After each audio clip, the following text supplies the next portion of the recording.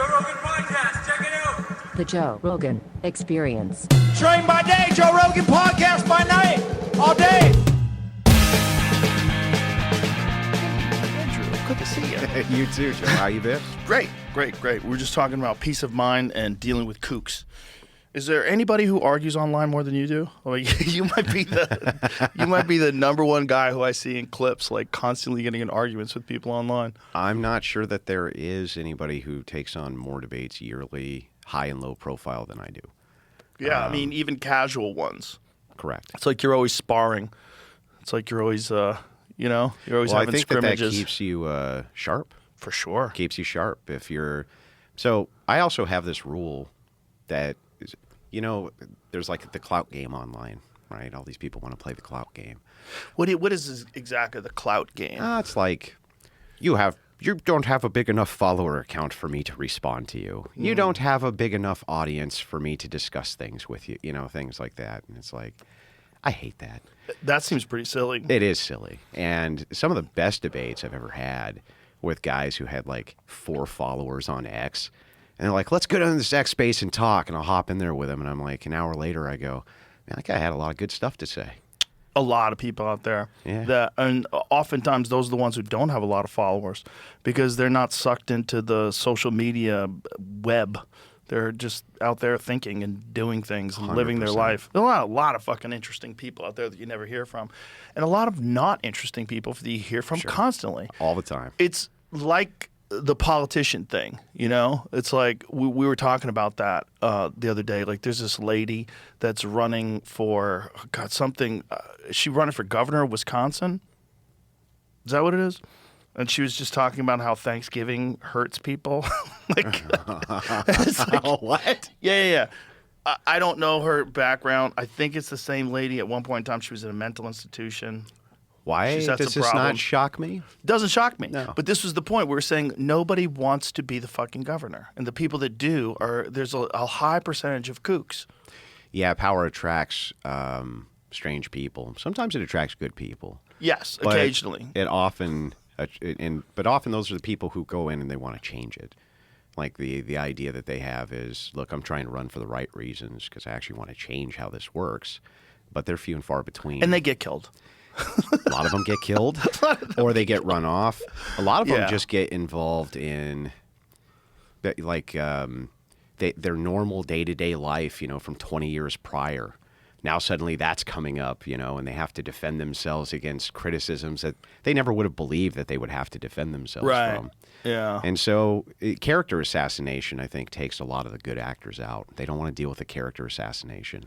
Well, it seems like they want total compliance on both sides, on both parties. Total compliance with the party. And if they think that you're going to be some outsider rebel that's going to take over, fuck you. Well, I think you kind of have to have that a little bit, though, because if you got universal suffrage, necessarily everything converges into a two-party system. So as suffrage expanded throughout history, you saw the emergence of parties right alongside of it as more people became enfranchised to vote. So you think if women couldn't vote, there wouldn't be parties?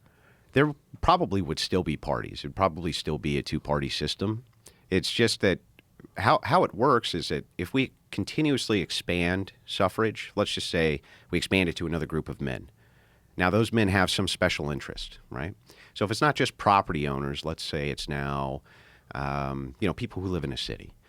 Well, they want a levy passed so that their kids can go to school, right? So they pass it on the property owners. Now they can vote to hand themselves money. So now you have a wedge issue. And so you'll see parties start to form around these wedge issues. And the more you have universal suffrage, the more you end up with party politics until you have a convergence of two. And usually it's along a certain wedge issue. So the only way in a dialectic where you have two parties, Democrat and Republican, to get your legislation passed is to be able to outvote the other side. Right?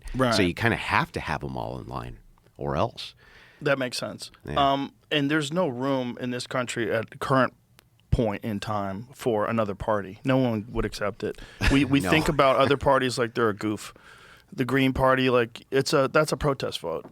Libertarian Party. Yeah, is I've done too. that. I've done a few protest votes back in my day. Yeah, I talked with I was arguing with Rex Jones the other day. It's Alex Jones's kid.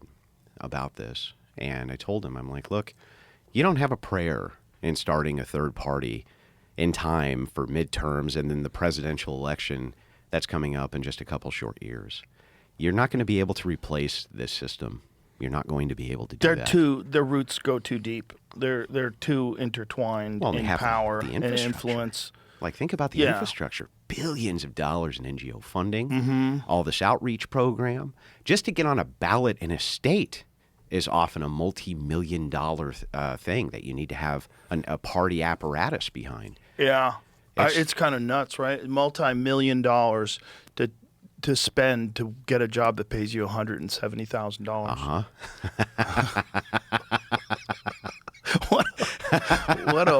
Why you think that fucking student loans are a scam? That's a crazy scam. Well, I love when these guys come in for their $100,000 a year job, and then they leave and they have $25 million in the bank. You know? Yeah, that happens often. I wonder what happens. Often. When do we get all that money? Yeah, well, How about the Ilhan Omar thing? Oh yeah, she's great. That one's wild. Like, they estimated her net worth somewhere like it was millions, like 30 million or something crazy, and then she said it was a error, and then it was actually like a lot less than that, like 100,000 or something, like really reasonable. Like, you imagine if your accountant was so bad, you're like, hey Mike, how much money am I worth?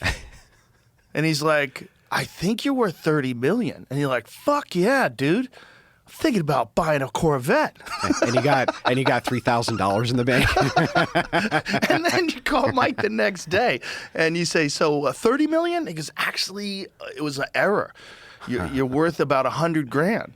And you're like, hey, Mike, I'm going to kill you because you stole $30 million from me. That doesn't make any sense. 100%. And do you think maybe she like strategically started moving some things with her accountant so that how about didn't there was look a like she had 30 vineyard million? that they owned that never made a bottle of wine? Sounds right. Is that the case? Is that the case with one of those businesses that closed down? Listen, and pick on her. It's if you look at the Republicans and the Democrats when it comes to insider trading, it's fucking everybody. It's red, blue, red, blue, red, blue. This is not a one-party thing. No. This is why it's never going to stop. They're both dipping their toes in. They're both having fun. You basically always have the expectation of corruption. So Yeah. even if you put your candidates in, so you're trying to get something out of that, right? Some issue that Yeah. you're trying to push forward. You almost baked into the system have to accept a certain amount of corruption is going to come out of that. So like, let me give you a really good example of that, a key wedge issue like abortion. So you got Christians who are just adamant, right? This got to stop. Will they accept if it's the case that candidates are really moving the post on that, if they're really moving legislation against abortion? Do you think that they would turn a blind eye to a little bit of corruption? Probably. Yeah, there's definitely some compromises that get made both on your morals and the way you view financial issues and all kinds of things. I mean, it's never, especially when there's only two parties. Like, you're with us or against us. Has to be it's that us way, and them. It's good and evil. That's it. In this country, that's really how people look at it on both sides. It's good versus evil. But you have an alternative there that's even worse, or can at least sometimes be worse. So let's go to like the UK or Canada or places like this where they do round voting. Yeah. You have more than two parties, that's true. But do you really want your president to be elected with 10% of the vote? Right. 15% of the vote? You want your politicians to be put in with 9% of the vote? Oy. Because that can happen. Yeah, that's crazy. You know, yeah, between these rounds. And so you think about it and you go, this two-party system sucks. But then you look at other places that have multiple parties and they do their rounds of voting. And you're like, wait, so you could get elected with only 14% of the vote. So everybody else hates you. Yeah. There's the weird argument of the benevolent dictator. I'm sure you've heard this argument, but that a society is best run by a benevolent dictator. Someone who really, truly has ultimate power but actually cares. A good person that cares about the people, that really just wants things to be reasonable and have a working meritocracy and have a working economy and have working education and everything work correctly and weed out all of the fraud and corruption because he's a king and he can just do it. Do it, whatever the fuck you want, you know, like. Look, I have only been to Dubai one time because we had a UFC over there and I had to go to the weigh-ins. The weigh-ins were in Dubai. Saw a lot of fucking Ferraris and Lamborghinis in 10 minutes. But from what I hear, it's the most safe place on earth. Like literally. Like there's Romania under Vlad. Yeah. Like what would you say? Like Romania under Vlad the Impaler. I don't think it's that bad. How can you hang gold in the street? And he's look around. There's a bunch of people impaled everywhere. He would do them gold. in designs. Yeah. He would do them in geometric patterns, so you would realize he was being creative with impaling people. He wasn't messing around. Oh no. You know his story? Yeah. He was kidnapped when he was a small boy. Woo! There's a lot to that guy. And his brother. Yeah. And their inter-brother conflict that they had for years, and how he got power, lost power. There's a tale to be told about Vlad the Impaler for sure. But probably a pretty safe place to live. Yeah, Dubai, like if they catch you with a bag of weed, you're going to jail for the rest of your life, or they'll kill you. Yeah, you're done. Yeah, they have crazy laws. There was one guy, I think it was Dubai, who I think he had like marijuana seeds in the sole of his shoes or something like that. Like he had stepped on a marijuana seed maybe in his apartment. Yeah. And didn't have any drugs on him, nothing. And they put him in jail for a long time, man. I forget, this was a few years back, but it was a crazy case. There was another lady who got arrested. I forget what happened, but a lady or a guy tested positive for poppy because she had poppy seed bagel. And I don't know if you know this, but if you're testing for drugs and you eat a poppy seed bagel, you could pop for heroin. Yeah. Yeah, I've heard that. But with modern tests, isn't it a little bit better now? I hope so. I don't know. 2008. This is a British traveler in Dubai was stopped at the airport. Oof. Lab found 0.003 grams of cannabis in his shoe sole. Holy fuck. Yeah, that's crazy. That's crazy. He received a mandatory 4-year sentence under the UAE's strict drug laws, though he was later released early. So, how early is early? So the British government came in and tried to barter him out of there, I'm guessing. I guess. Or the whole world must have been so outraged. I mean, at a certain point in time, they have to say, we run the risk of never having tourists visit us again. And Dubai is a very tourist-central place. Sure. But I have a friend who moved over there a while back. He moved back to America recently, but he moved over there, and he was like, dude, it's just safe for me. You know, I don't worry if I go out, someone's going to, like, he's a big black guy. He's like, I don't want to get shot. He goes, I worry if I go out. He goes, over here, there's nothing like that. There's no crime.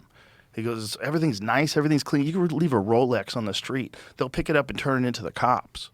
Like, nobody steals nothing over there. But there's a trade-off for that, right? Bit of a trade-off. Let me show for you that. my geometric patterns of dead people of dead on people spikes. everywhere on spikes who we impaled from their buttocks through their throat. Yeah, and they don't die immediately. No, they wiggle for a while. I don't think they do that in Dubai, but they let you know.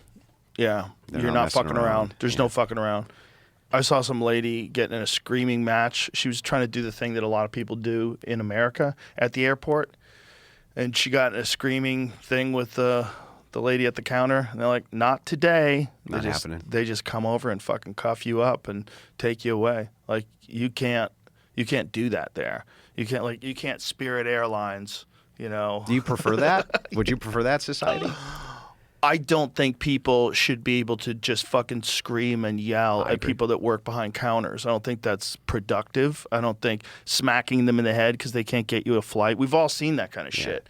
There should be zero tolerance for that kind of violence. But what if we tweaked it a different way? Okay, so what if instead of bringing in like some crazy Sharia in order to make sure that happens, you just brought back dueling?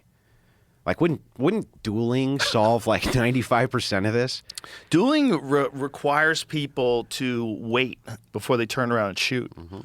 That I'm not trusting a guy who wants to kill me to not jump the gun. But that depends on the rules, right? Like, you could adjust the rules a little bit. You could adjust the rules, but it's like if you could call somebody out for besmirching you or something like this, right? It's like, I think people would probably be a lot more polite, wouldn't they? They probably would. I think there's probably a better way than shooting each other in the street. Probably. But there's probably a better way than... Even like fist fights. It's like there's a better way than that, too. You don't have to fist fight. Like, come on. But, there's certainly something to be said for a society that is more orderly and people follow the rules. And as long as the rules make sense and these people are friendly and kind, and they make for good community members. That's and they're good. not putting up with mentally ill lunatics just Right. walking around causing problems everywhere, which Yeah. is what American society is now dealing with. Would you see what just happened in Wisconsin, where they had their own autonomous zone? Oh, yeah. It just got broken up today by the cops. I didn't see it got broken up. It got broken up today. Yeah, see if you can find it, Jamie. There was video footage, just fucking army of cops came in, arrested everybody, spray paint all over the streets, and Why do people garbage just get everywhere. to declare autonomous zones on public? Like, what is... Remember Chaz and Chop? Yes, They're I just, remember. Oh, we've just declared this an autonomous zone. Sorry. Madison officials clear Willie Street encampment. Police officers arrest protesters who resist at Corey Ruiz Memorial Site. I do not know this Corey Ruiz story. The Corey Ruiz Memorial Show. Was it something ICE related, perhaps? I think that's what this is, right? Mm-hmm. Is that what this is, Jamie? Did something happen? Something happened. Someone got shot, right? You don't know about it either? See, that's the problem. There's so many fucking things in the news that it's impossible, unless you're a maniac and you're just online all day. It's impossible to know exactly what's going on. You take a couple days off and smell the roses, and you get back online. Like, how come you haven't commented on what is it? I don't even know what you're talking about. You got to catch up for 4 days for one day. Yeah. Also, like, what hot take? Maybe you shouldn't have a hot take on everything. Maybe some things you need to, like, let it play out in the news. Like, let people dissect it. See, now I wish that was a message that more people got. That the idea that you don't have to rush immediately out there to tell everybody your latest, hottest take, which is oftentimes, by the way, stupid. Yeah, it's Ellen often Page. a stupid take because you have no information, right? But you're going to rush out there. You're going to get those views and clicks Yeah. quick, but then you're married to that take. Exactly. Yeah, and unless you come back and make another video or make another take and explain why you fucked it up. But I think that there's something to be said for like, there's a lot of stories that are in the news. Like, I don't fucking know exactly what happened there. Like, let's let this one play out a little bit. Like, this one seems weird. Like, if I come out with a hot take, like, who fucking knows what's really going on with 15 to, like, there's so many different stories Yeah, I didn't in the find news. details, It's but it is, impossible. police What's that, kill- Jamie? I didn't find the details, but it is a police killing, it says. Officer involved shooting of Corey Ruiz. And that's, it doesn't, I'm looking for evidence and video. I didn't check Twitter or anything yet. Put it into Perplexity. Ask Perplexity, what is the controversy about the killing of Corey Ruiz? Okay. You can't be this. We're not designed to get all the bad news of 8 billion people. We're just not designed for that.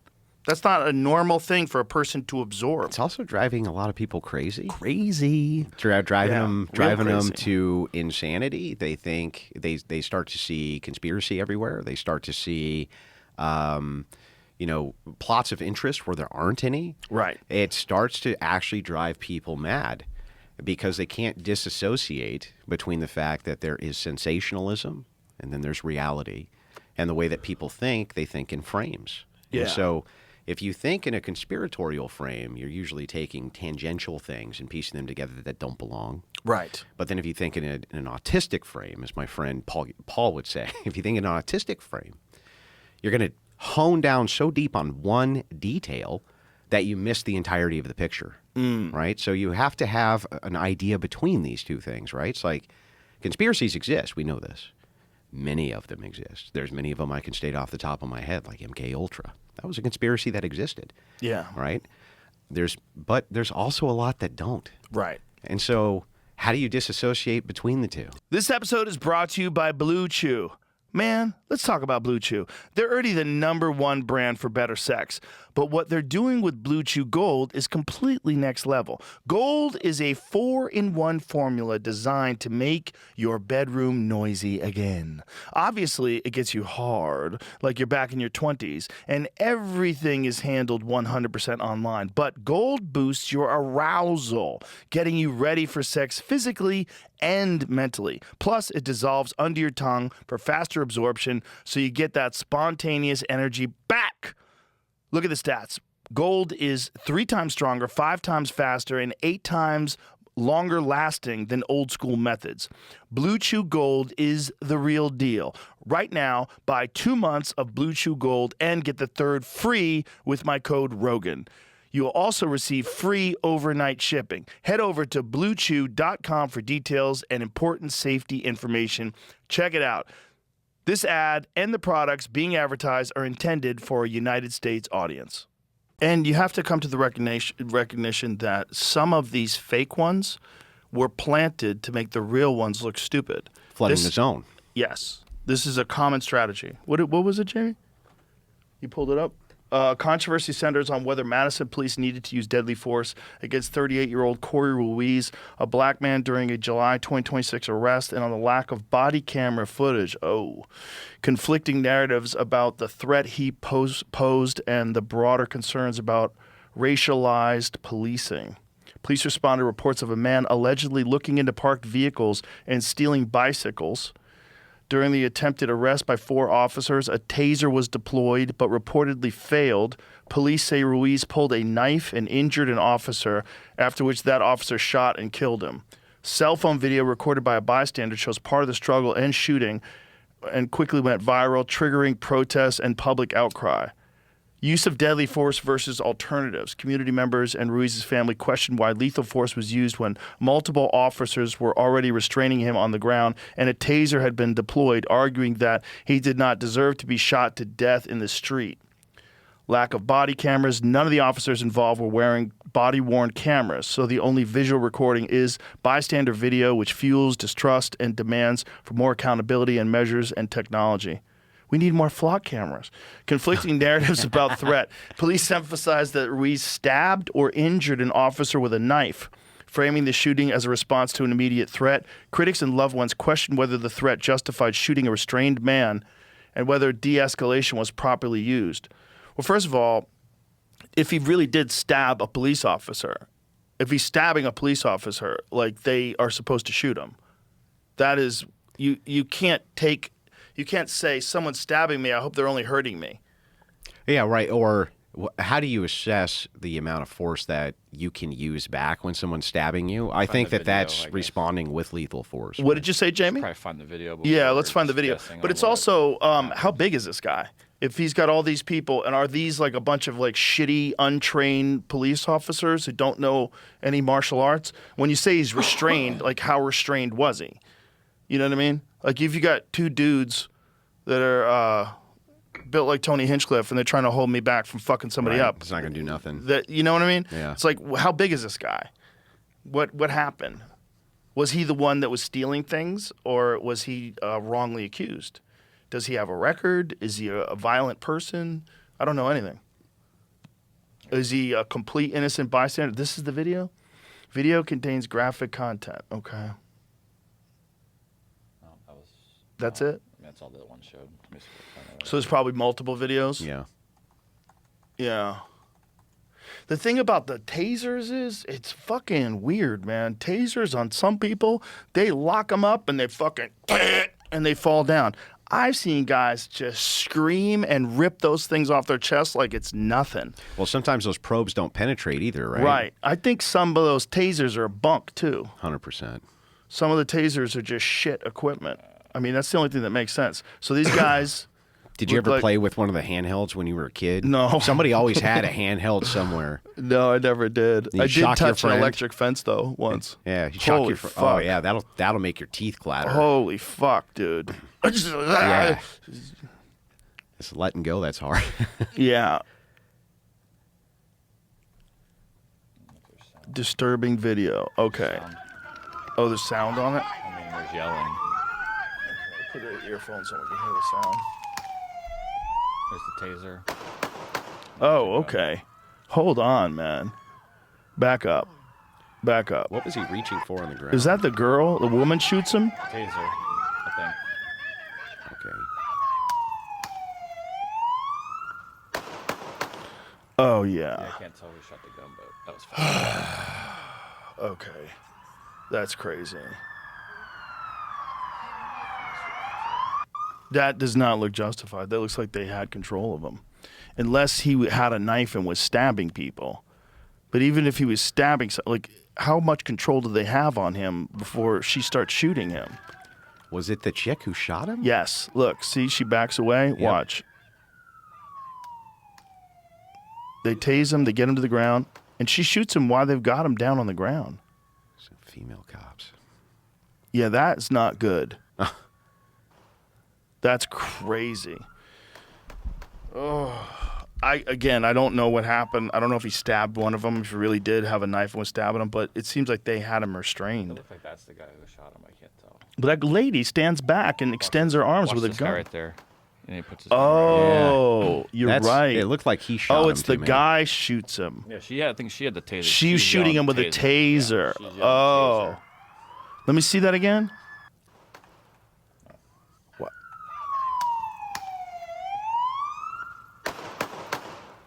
God, it's hard to man. tell. Is it so? It's the guy in the back. I think it's the guy in the front. So if the dude in the I think back, just you so see he the guy shot- right next to that guy. That guy shoots him. It Just looks shot him like once. it. I'm not sure. That's really close too. God, it seems like. Oh, But when the yeah. second the shots stop, he puts his gun back. Right. Makes me think maybe it was him. Yes. Fuck, man. That does not look good. That's not a good one. No, No. doesn't look great. No. That No. means you have to give us your hot take now, Joe. Yeah, that's my hot take. so we can run to Twitter with it. I need to know, like, did he actually stab one of them? So then it says during a press conference, 2 of the cops were injured in the altercation. Police said the suspect allegedly pulled out a fixed blade knife, to which an officer pulled out a taser. Same officer shot him with a gun. Okay. That's different. So if he really pulled out a knife and was trying to stab them, and they couldn't had get him on the ground, controlled. and they couldn't totally get control of him, and that guy just decides he stabbed me, I'm going to shoot him. That's a different thing. I agree. That's different. Also, we didn't have the front view. Right. So we see the view from the back. It's very blurry. The whole thing, we didn't even know who shot. We thought the lady shot him. Yeah. It's hard to tell what the fuck is going on. You can't even tell if it's a taser or a gun in her hand. It's that blurry. But if he stabbed them and he's got a knife, that's a different thing, right? The whole thing is fucked, though. Like, that is the last thing America needs right now. Yeah, well, I mean, you don't want another riot season. I mean, I wonder if people would go right into it the way they did before without USAID's help. Here's what a witness said he saw. The Right witness there. came flying around on his bicycle. One officer tackled him. 2 other officers kind of rushed over. One of the officers yells, "He has a knife." One of the officers then draws a taser and yells, "Taser, taser, taser." He tasers him. So it says he tasers him, but wasn't that the woman? I'm not sure that she actually tasered him or Yeah, she well, just I mean, had that's just what her we thought we weapon saw. on. She might have just had her weapon out. He tases him, and the victim falls to the ground. The 3 continue to struggle for a second or two. Then one of the officers stands just a couple feet above his head, shooting the Three victim times 3 in the times head. to the head. Holy fuck. It did look like he was the shooter.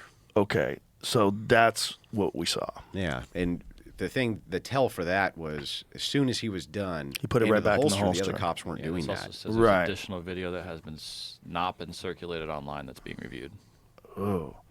Why don't they have body cameras? And that's what I mean. That's probably part of the whole protest was that their cameras were not on, So or if they didn't have them, I don't know. did they? Let's find that out. Did they not have them, or were they not on? Lack of body cameras. None of the officers involved were wearing body cameras. So None of them. Are they supposed to? Yeah, that may not be part of the maybe- ordinance. Yeah, I don't know about the city of Madison. How about fix that? Yeah. Yeah, fix that. You know, cops often are the ones who suggest that Yeah, for there's their so own many. for their own safety. They say that they want to wear body cams. I've seen a lot of crazy body cam footage where a guy is pulling someone over and they're just having a casual conversation. All of a sudden, the guy pulls a gun out and starts shooting them. Yep. I've seen a bunch of those. Tons. The- Especially the routine traffic stops happens Yeah. constantly. You have to always think, like, if you're in an altercation with a cop, these people are always worried that this is where their life is going to end. They're always worried that they're going to get shot. They've seen those videos too. So if you start shit with a cop and he freaks out and goes the wrong direction, like, you're probably dealing with a guy who's got some serious PTSD. Yeah, he's seen it before. Or his buddy's gotten gotten plugged right They've there. all seen it. Yeah. I have a friend who spent a lot of times overseas, deployed, and he's in combat, and he said he saw way more as an Austin cop, like way more fucked up things, and all the time. Whereas you're not in war all the time, you're not in firefights all the time, because it's like every day you're seeing something fucked up that you can't unsee. And you see it with kids. Yeah. Things you got to deal with kids. Things you got to deal with all sorts of things. And All it's sorts like, of things. that is not a fun job. No, not And a I fun would not job. want it at all. So I always do tend to cut law enforcement quite a bit of grace until I hear what their side of things are. Yeah, I do because too. that is a brutal job to have. I have a buddy of mine's a deputy sheriff, and I talk with him, and he's policing a small area. And he's like, it's the stuff with the kids that gets him. Yeah, exactly. He's like, that's the stuff. He'll go into a junkie's house. There's a 2-year-old there, hasn't eaten in 4 days, He's like, that's the stuff that really, he's like, I'd rather shoot a person than that. Which kind of makes sense to me, right? Like I would. It does. Yeah, I probably would too. When you think about who should be allowed to have kids, who should be, like, that's what's really crazy about freedom, is that any two crackheads with no money at all, just on the side of the road, and he can nut inside of her, and that creates a life. And that life they're responsible for. And they're smoking crack and drinking Everclear, and they have a baby growing inside their body, and no one can do anything about it. It's like there's no protection for that baby. There's no nothing. And then if that baby is born, if it does live, like, you talk to people that have actually, like, been in the delivery room with crack babies. It's like, oh my God, man. The horror stories about a child addicted to drugs coming out of the womb addicted to drugs. Yeah. And detoxing. Heavily addicted. Heavily addicted. Yeah. Yeah, It's so it's horrible. ghoulish. It's so twisted. It's like people can be so awesome and so shit at the same time, coexisting on the same patch of dirt. And no one devises a legitimate strategy for mitigating the amount of people that suck and the problems with. Can it even be done? I don't know. I mean, Yeah, not like with freedom. I mean, this is the flock camera question. Do you want Big Brother looking at your license plate everywhere you go? Well, listen, if someone shoots up, like this is an argument that Mark Andreessen made on this podcast. When he had come here, right before he had come here, there was a shooting in Austin where some kids just randomly started shooting at people. And then they couldn't find them in Austin. But as soon as they left Austin city limits, they went into an area that had flock cameras, and they got them like that. So this was his argument for the benefits of flock cameras. But I do believe he invests in flock cameras. But sure, I mean, but you can make that argument with CCTV as well. You can make that argument with Everyone wear a chip. Yeah, Everyone wear a body camera. Sure. The thing is you have to be cautious with the idea of the nanny state for another reason besides just protecting people's independent privacy. It's because those things often become money wells for people to steal from the public trough. Oh, yeah. And that is the major issue, right? So some of the reasons I tend, even though I'm on the paleo-Christian side, to lean towards a lot of the freedom elements over the not is because of the corruption. The corruption which happens oftentimes when you try to curtail too much, right? That in and of itself creates a system, and that system becomes ripe for corruption. Let me give you an example. Flock cams. Who are we awarding the contracts to? Right. And who's going to be servicing those contracts? Who's going to be doing these things, right? That's where you start to see, with new systems, there becomes new corruption. So there has to be a way to curtail, but there's some things that are pretty obvious that you could curtail, and who cares if people bitch about it? Like, let's take online prostitution, for instance. Okay, great. It's illegal to do OnlyFans, let's say. How the hell could that possibly be bad for society? Like, what is that going to do that's just... Oh, we got to have that, though, Andrew. We got to have that. It's like, I don't think we do. I don't think it's necessary. And if we got rid of it, like, who cares? It seems like it would just be a massive net positive for every human being if that was just done away with altogether. And it's like, what the systems that come in, too, though, for policing it are prone to corruption. So you got to be cautious about it. Right. Right? You got to be cautious about it. Also, I just don't like people telling people what to do. Even if they shouldn't be doing it, I don't like it. I mean, to an think- extent, though, right? Like, if they're heroin addicts, you're going to be like, nah, we got to. Well, even that, like, I don't think you should be a heroin addict, but I don't think I should be the one to tell you not to do heroin. I don't, because I think it's a slippery slope. And then it's don't smoke cigarettes. And then it's because cigarettes are killing you. And then it's don't drink whiskey because you could be a drunk driver and kill a family of 5. Like, it's all the same shit. It's like. But I do you don't- think that all those have kind of the same impact on society ultimately? Well, the heroin thing is a weird one because. Because, like, the argument I make would be like the incest argument. It'd be like, look, that's outlawed for a good reason. But what if you have 2 people who are totally sterile? Like, they can't have kids, right? What's the moral argument that can be Right. made? And people are like, well, I can't really make a moral just argument. with gross. that. It's just gross. You're fucking your It's sister, just, yeah, bro. you just yeah. What are you doing? It's just gross. And it's like, well, but can we legislate off of it's just gross? And the kind of the libertarian mindset is, no, we can't. And I think, yeah, we can. I'm okay with that. Like, I'm okay about. I remember debating with But Dave what would you Smith who do? brought this up. What would you do? Would you arrest some guy and his sister if you found out they were boning each other? Why not? Arrest them? Why not? Like, how would deterring that society-wide ever be a bad idea? I don't think it is. However, it's technically a victimless crime, especially under the circumstances that you described, whereas they're both sterile. I do not think you should be able to do that. No? But, well, I don't think you should do that, I should say. Yeah. But in the case of Cersei and what's his face? What's the other dude's name in Game of Thrones? The brother and sister? Oh, yeah, yeah. They really seemed Yeah. like they were in love, dude. Sure. I mean, they And really seemed but like they had were in kids. love. They had like incest babies, right? Who went on to rule kingdoms, and they were all the like psycho. Joffrey. Joffrey's and Probably didn't want the incest baby in charge of the kingdom. It didn't then work out so well. the other incest baby who was in charge of the kingdom. He jumped off the roof. True. Remember And when- wasn't Jon Snow technically doing incest as well with the Queen of Kind Dragons? Like, weren't they kind both? of. Yeah. They're related. Yeah. They're in the basket, They were pretty right? yeah. Something. Yeah, there like was a lot of half there a was a lot of sister or incest something in the Yeah. Game of Thrones. Oh yeah, And yeah, there- yeah. But the other argument there that's interesting is it's like, okay, that's fair enough. It's a victimless crime, but you can just kind of extend that. Like, okay, well then why can't a guy have 5 wives? Why can't he have 20? Why can't 20 gay men all get married and adopt 1 child? It's a just victimless crime. Yeah. It's like, so doesn't the slippery slope kind of go the other way a little bit too? Yeah, it does.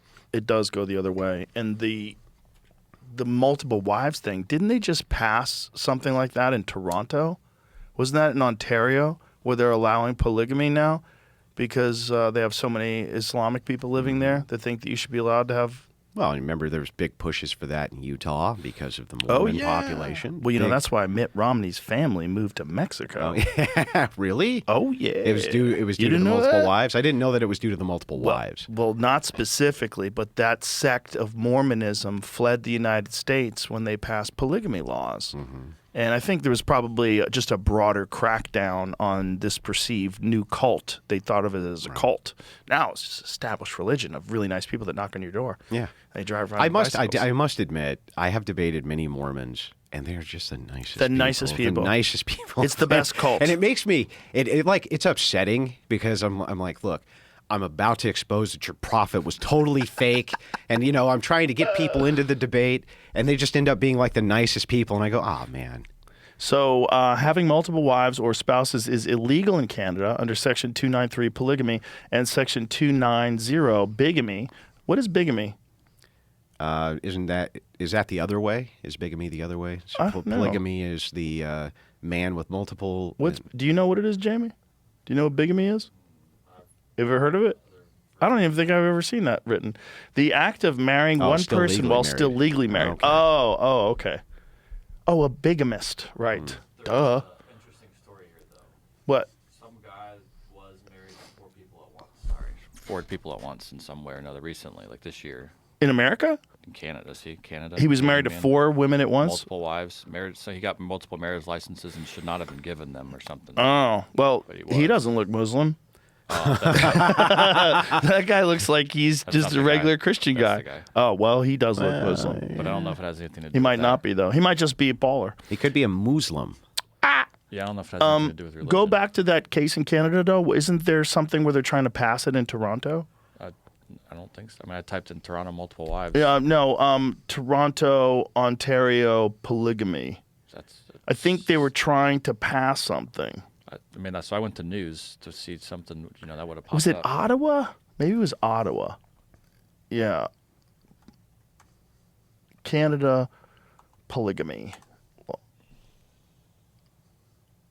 No new law in Canada legalizing multiple wives. Perhaps proposed law? Yeah, well, I don't know. Maybe it is a proposed law. Maybe I just read some horse shit on Twitter, which is very possible. Whew, I've been off Twitter for a few days. I feel pretty good. It's good to unplug from Twitter.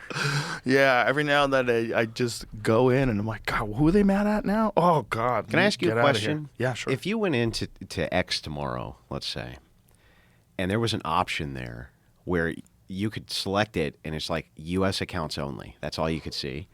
Do you think that 90% of the traffic for people would go away? A giant percentage. Huge percentage, Huge right? percentage is people being manipulated into arguments. It is a strategy. By foreign assets, By right? foreign assets. Yeah. It is a strategy. It is real. This is not tinfoil hat shit. We brought this up multiple times on the podcast, but I'll bring it up again just for the sake of this. There was an FBI analyst who took a look at Twitter when Elon was buying it, and he estimated that 80% of the traffic is bots. This doesn't surprise me. Remember, YouTube did an internal audit. And when they did their internal audit, this was a few years back, and when Susan still ran it, I believe, they did an internal audit and found out that most of the people that they had on YouTube were bots, and they did a great purge. Wow. Right? That's where that whole dead internet theory and all that really started to pick up traction, was that, hey, look, a lot of this stuff is bots, foreign accounts, people who are manipulating U.S. Elections. They're manipulating various U.S. interests, and this is happening all over the place. Yeah. Right now, you have progressives who are funded by ActBlue, right? And I've proven this. We traced all their money. It's progressives funded by ActBlue who are pushing the same narrative that like Candace Owens and others are pushing on the idea of Charlie Kirk's death and the conspiracy around that. So they're absolutely being paid to push this? Well, their stated mission, this particular progressive group, their stated mission was to take down TPUSA. I'll tell you a story. This is the tale of all tales. Okay. So Charlie Kirk has this huge outreach program that's happening through TPUSA on these college campuses. He's got viral clip after viral clip after viral clip. And they are going wild. He's going campus to campus. He's doing his thing. He's being dogged by a progressive organization. This progressive organization shows up at almost all of these TPUSA events with the stated mission of trying to create a counter movement to what TPUSA is doing. Now, the woman who heads this particular organization received millions of dollars from ActBlue and other progressive organizations for this stated mission.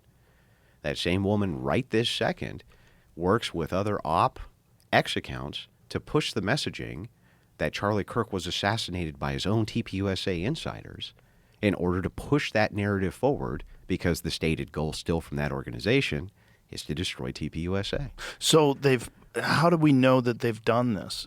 Are there emails that have been found? Well, the stated goal of this particular person is to take down TPUSA. Right. She's very open about that. And then the way that you know that they are talking to these other accounts is because they do it publicly. Those public accounts will talk to this account, right? Mm-hmm. Very openly. They reaffirm each other's posts. They say, wow, that's real interesting, this kind of thing. All affirming that same conspiracy that TPUSA was the ones who actually set up and murdered Charlie Kirk. And at millions of dollars in ActBlue funding going towards this. No joke. Anybody can look it up right now. The organization's called Unfuck America. So how do they think that his organization did this? That they convinced Tyler Robinson to do it, or did they think someone else did it? I don't think that the progressive organization does believe that TPUSA did this. I think that what they want to do I understand that. Yeah. But I mean, what are they trying to say? Oh, well, here's what the theory is. So take Ian Carroll, within 24 hours after Kirk's death, blames Israel. Within 24 hours, he says, Israel killed Kirk. That was his tweet, went mega viral. What the conspiracy is on that side is that Israel, along with Erica Kirk and TPUSA insiders, got together with elements of the U.S. government to murder Charlie Kirk because he was going to leave the, quote, pro-Israel cause. That's what the theory is. Right. And that he was either murdered, some of them say with a microphone exploding, some of them say with there was a second shooter, and Robinson's a patsy. It all depends on which theorist you're talking to. But they all work together in the same unison from a single camp, which is interesting. Well, a lot of people had takes on the shooting, and the microphone one was the weirdest one to me. It's weird because there's no, like, yeah, the shirt is moving, but also a bullet is going like how many feet per second, whizzing through the air? Like, do you It understand? splits air. Yeah. So where's the air going to go? People don't understand that. You know what got me, though? So I What? went back and looked because they say that it's the same explosive which was used inside the Israeli pagers. Now, that was very real. Israel sent these pagers but that all would be over. an explosion. That's my take. My point is, like, there's no indication that there's an ignition. It's worse. There's no smoke. Right. There's no now all the Yeah. Israeli. If you pulled up right now one of these Israeli pagers going, because there's tons of videos of them. Oh, really? Let's Oh, watch. yeah. Let me see some Israeli You're gonna pagers see smoke blowing off. There's smoke. Is there a dude, like, where it's on his hip? Yeah. Oh, yeah. Yep. There's one where it's on his hip and gets him. And you can see the cloud of smoke coming off because of the specific type of ignition from Right, this but is it explosive. possible that this pager thing is different than whatever they think this microphone thing is? This microphone thing has some sort of a different kind of propellant. No, but then they- again, you'd have to, like, okay, let's imagine what kind of propellant exists, right? Compressed air. There's not enough room No. in that microphone to get enough compressed air to blow a hole in your neck and kill you instantly, Well, they claim that unless it's something else. It's this, what is it, PETN explosive. This is the particular type that had to be used for the size of the microphone. But you have another problem. The mic's on the wrong side of where the wound is. Right. The other is there's no burn marks. There's no smoke. There's nothing. There's nothing to confirm this theory at all. You'd have to guess where that mic is, because he's moving around too. You have to guess where that mic is pointing. You could take someone out. So I found on the two side. videos. Yeah, this one's is the great. main one that goes. I'll show you. This happens again here. Watch the smoke. Right here. See all that smoke? Oh, let me see that again. Yeah. Watch all the Dude's smoke. just chilling, and boom! Look at all it that blew up smoke. in his bag, though. Yeah. Yeah. So a lot of them, like, they didn't die. They go to the hospital and they're just, like, hurt. Probably because they had it in their bag or And I something. found one other video here. Bro, these guys are gonna I be think it's carrying this around like one. armored satchels. Well, yeah, you get like a couple of them were on bikes and stuff when it happened. Like that guy got fucked up. Yeah, he got messed up real bad. There's some, or they give you the illusion they did by blurring out his head. That's the other part. I mean, not that these are fake, but yes, it's only 11 were killed by the pagers. still pretty slick. That was extremely Extremely slick. I mean, slick. I mean, crazy. They sent him off to them years ago. that's some CIA shit, man. Like They're that's better. some deep That's state Mossad wow. shit. Yeah, it's crazy. That's probably where the CIA learned it. But that's an explosion, right? And yeah, you see smoke. But is there some kind of a propellant that would be lethal from a short distance with some sort of a projectile? It's possible. But it would also like have to be like, how are you aiming it? You're not even aiming it. It's sitting up here, right? So if it's sitting here and he's doing all this and moving around, like it might take his ear off. It might whiz to the side and shoot somebody else if he leans over. Sure. Unless they planned exactly when it's going to go off and it's pointing towards his neck, like. Which, no. yeah. It seems like a gunshot wound. It's just hard to imagine that it's a 30-06. That's my issue with it. I look at it and, I've seen takes from guys that are gun experts, and they have a problem with it too. The thing about guns, though, is weird stuff happens Constantly. when you shoot bones. Like, it is possible that you wouldn't get a pass-through, depending on how it squared the spinal column, depending on how it hit, and depending on what kind of bullet it is. I forget the type. These are 150 grain core lock core soft locks. tips. That's right. And they're soft tip. Right, So they which only have enough of a expands. jacket to keep the bullet together. Right. The idea is that it expands inside the body, causing massive trauma. Right. Right. Which so, is why I use them for hunting, and probably you have too. Yeah. No, I haven't used that particular round. Gotcha. But it just seems like it's a lot of energy It is. coming towards your neck. it's hard to believe that it wouldn't blow a hole through the neck and leave a big fucking, just take a chunk out, that it would just make a round hole. But that's beside the point. You know, there's other weird stuff with like the video. I don't like, there's a lot of people saying that the video is super clear. They're seeing 4K footage. It's clearly Tyler Robinson on the roof.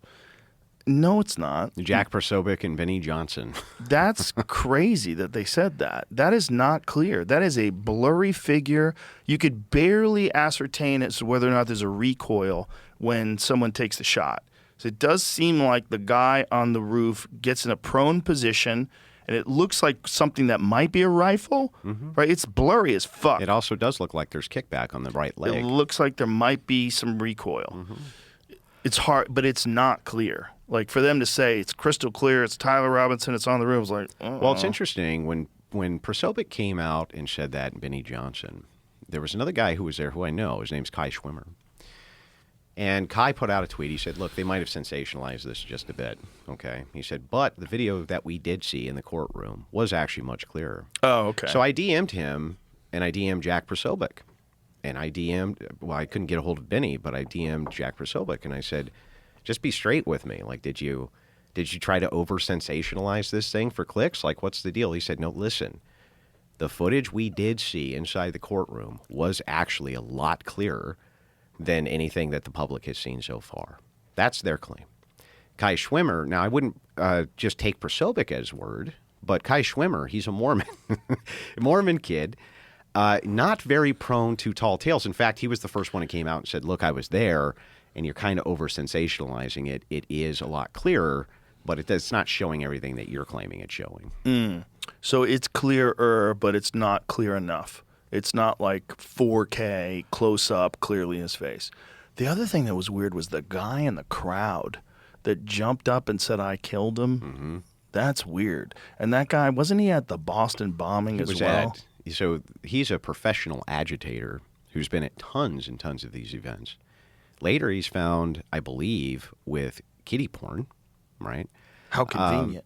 Well, also, maybe that's the kind of guy. That's the kind of guy, though, right? Yeah. And so he has been at tons of events agitating, and he is well known to law enforcement for doing this. So that's kind of what they're stating for him.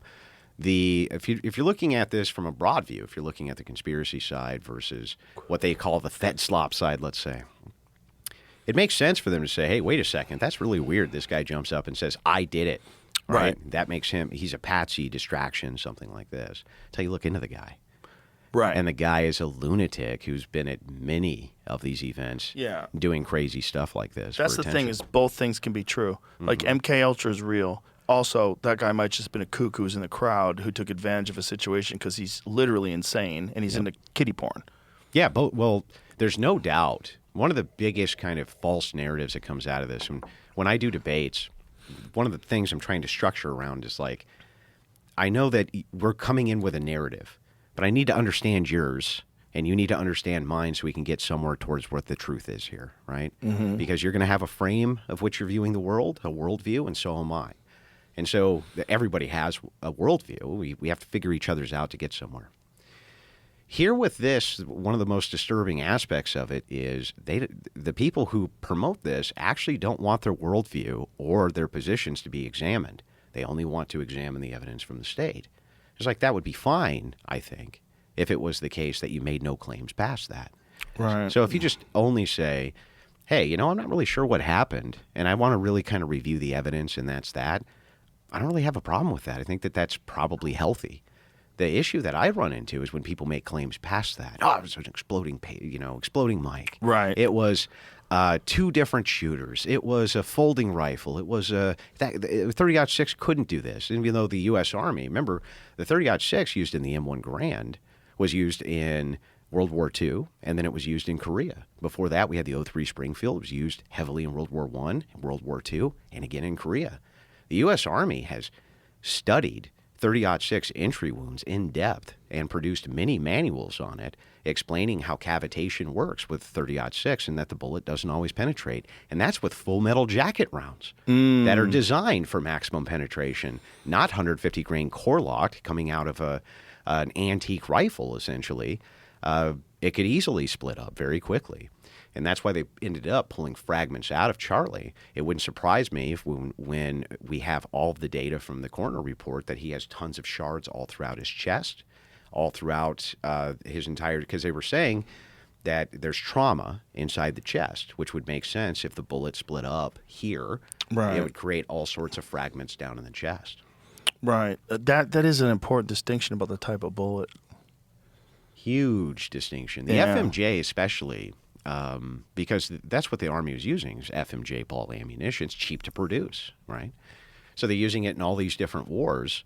And the amount of people shot with that caliber between World War I, II, and Korea is astronomical. They even used the 30-06 in Vietnam in limited capacity, especially the 03 Springfield. It was still in service by Special Forces. Wow. So the question becomes, like, the U.S. Army has studied this in depth, and I went back and I pulled all their manuals, and I've even put them out, and several people have done the exact same thing and put them out explaining how cavitation works. And they're saying, look, the energy dissipation, the second it hits a human body, it dissipates very, very, very quickly with the resistance. So it doesn't always go through. Now, oftentimes it does with the FMJ, but even then, it didn't always go through. So, you know, it's a well-studied phenomenon. Another one would be Martin Luther King. Martin Luther King gets hit through the jaw, ends up here. Well, if it's just going to blow through all bone, why did it stop in him? Well, it's because the second it has impact, it begins to slow down, and then it impacts something else, slows down even more. So it's totally possible that this guy was hit with a 30-06. I don't know why that would be in the realm of impossibility. We have enough data on the ammo to know that, yeah, it's very possible this happened. It is definitely possible. There's a lot of people that think that the sound was not. They think the sound indicated that it was a closer shot than where it was. And I've heard a lot of people say, well, there's also an issue with it being supersonic ammo. So you're getting two sounds. You're getting a sound of the bullet actually breaking the air. You're also getting the sound of the rifle going off. I don't understand it. Yeah, I mean, it's difficult there when you're making the judgments on the sound, because there are people who have run experiments saying right down to the second this meets up with a shot placement. And then there's people who say, no, that experiment is bogus due to the controls for this or that. The problem is that most of these people don't have any expertise in this arena at all. they're just yapping. And they're just, exactly. Yeah. They're just trying to, and I get it. You're trying to figure it out. I understand. The Israel thing, there was some text messages back and forth where Charlie was talking about getting out of the Israel business. And there was this position that he had where he did not want us to go to war with Iran. All true. And he had a lot of influence. And then there was also that Israel supposedly had offered him $150 million to be more pro-Israel. That is the problem that we've run into, is like, I've never been able to verify that was the case. And Okay, so where does that claim come from? This claim basically comes from this camp without anything to substantiate it. So it's the same people that are pushing this thing that Turning Point killed them. What's interesting about this is, like, it is indeed true. It does appear that Charlie Kirk was extremely pissed off at some of his donors because they were trying to control who he was platforming. They were upset that he had platformed Tucker Carlson. They were upset that he had platformed Candace Owens. They were upset. And why? Well, it's because Tucker Carlson, Candace Owens, they were very anti, or at least had a somewhat anti-Israel message at the time. Carlson, I think, a bit more than Candace, or maybe it could be the reverse. But I don't think that matters too much. The donors were pissed off. Many of them were pro-Israel, and some of these donors were applying pressure. And so Kirk was lamenting inside of his text messages about this pressure he was experiencing from some of his donors about who he could or couldn't platform. And so as a negotiating piece, he said, well, I'll leave the pro-Israeli cause if you're going to try to tell me who I can and can't platform. And that was kind of what his position was.